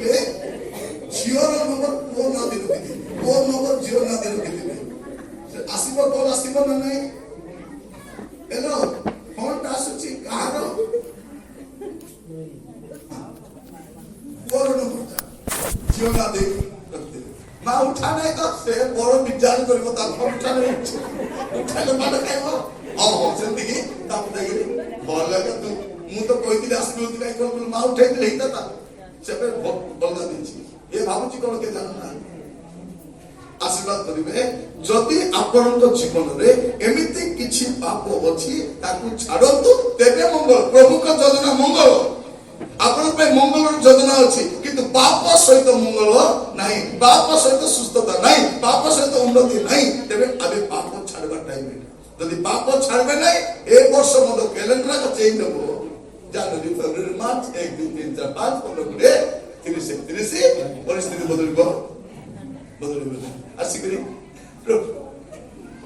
ମୁଁ ପରିସ୍ଥିତି କାହିଁକି ବଦଳିନି ରାଜା କହିଲ ଚଣ୍ଡାଳି ତୁ ତ ବଦଳୁ ତୁ ତ ପ୍ରଭୁ ମତେ କେବେ ଆଶୀର୍ବାଦ କର ତୋତେ ନାଇଁ ମୋବାଇଲକୁ ସଫା କର ଭଲ କରି ଘରେ ଯିବ ଯେତିକି ଡିଲିଟ କରିବ ଯଦି ଡିଲିଟ କରିନ ପୁରା ଫର୍ମାଟ ମାରିଦିଅ ଏଟା ଭକିଛି ପୁରା ଗୋଟେ ଫର୍ମାଟ ମାରିଦିଅ ଫର୍ମାଟ ମାର କେତେବେଳେ କଣ ପୁଡ଼ିଆ ପକାଇ ଦେଇଥିବେ ଆକୁ ବହୁତ ଆଶୀର୍ବାଦ କରିଲେ ସେ ହାତରେ ପୁଡ଼ିଆ ଧରୁଥିବ ହାତ ସଫା ରଖ ତେବେ ସେ ହାତରେ ବ୍ଲେସିଂଟା ଭଲ ଜିନିଷକୁ ହାତରେ ଦିଆଯାଏ ହାତ ସଫା ହାତରେ ଦିଆଯାଏ। ଆମେ ଜାଣିଛୁ ସାନବେଳେ ମା ଆଣିବ କଣ ପିଠା ଲଡୁ ହାତ ଦେବ ଦେ ମହିଳା ହାତରେ ଭଲ ବିଷୟ ଦିଆଯାଏ ନାଇଁ, ମହିଳା ହୃଦୟରେ ପ୍ରଭୁ ରୁହନ୍ତି ନାଇଁ। ତେଣୁ ଏବେ କଣ କରିବା ଗୋଟେ କାମ, ଯଦି ଆଶୀର୍ବାଦ ଚାହୁଁଛନ୍ତି ଯେତେ ପାପ ଅଛି ଗୋଟେ ଗୋଟେ ପ୍ରଭୁ ସମସ୍ତଙ୍କୁ ଛାଡି ପାରିବି ରାଜା। ଗୌରୀ ମାନେ ମଧ୍ୟ କାହା ସହିତ କଥା ହଉଛ ସାବଧାନ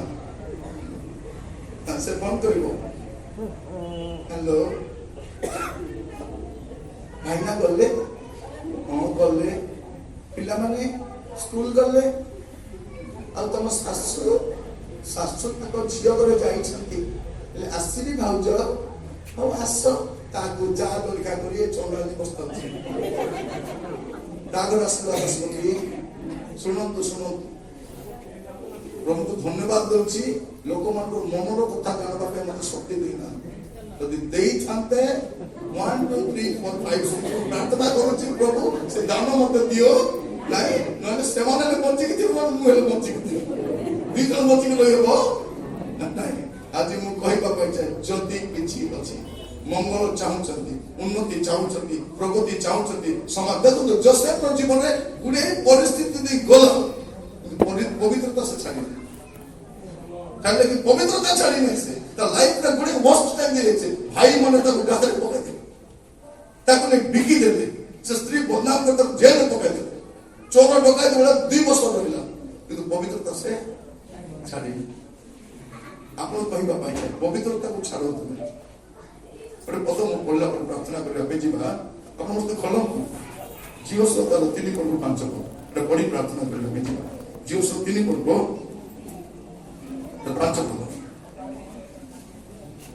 ଏଥି ଉତ୍ତାରେ ଝିଅ ଲୋକମାନଙ୍କୁ କହିଲେ ତୁମେମାନେ ଆପଣାକୁ ପବିତ୍ର କର। ତୁମେମାନେ କଣ କର ତୁମେମାନେ ଆପଣାକୁ ପବିତ୍ର କର କାରଣ କାଲି ସଦାପ୍ରଭୁ ତୁମମାନଙ୍କ ମଧ୍ୟରେ ଆଶ୍ଚର୍ଯ୍ୟ କ୍ରିୟା କରିବେ। କଣ ଲେଖା ଅଛି ଆଉ ଥରେ ପଢ ଭଲ କରିକି ଏଥି ଉତ୍ତାରେ ଝିଅ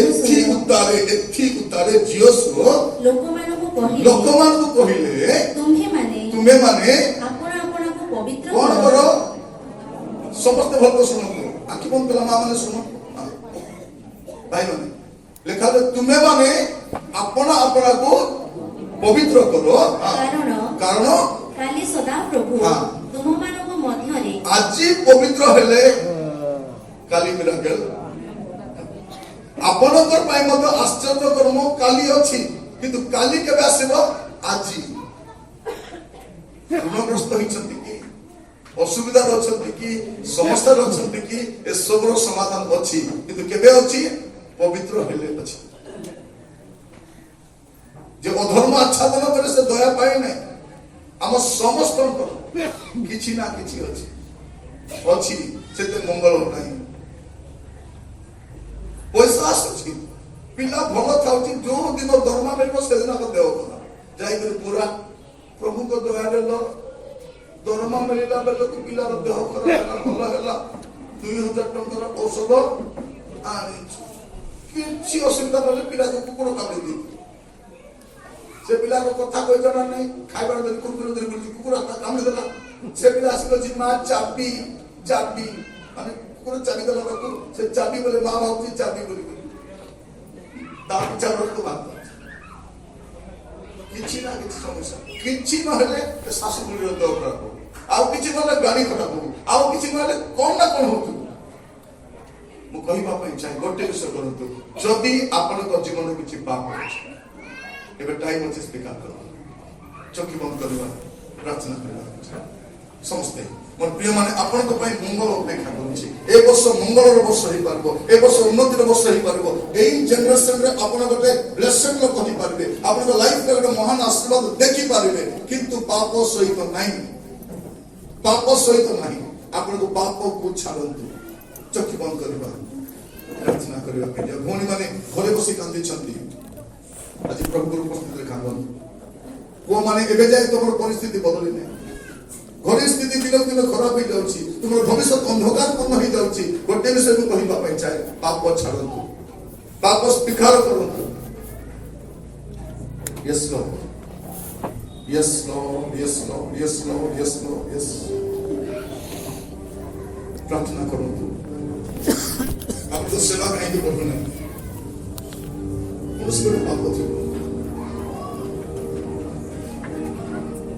ଘରେ ପଇସା ରହୁନାହିଁ ଘରେ ଶାନ୍ତି ନାହିଁ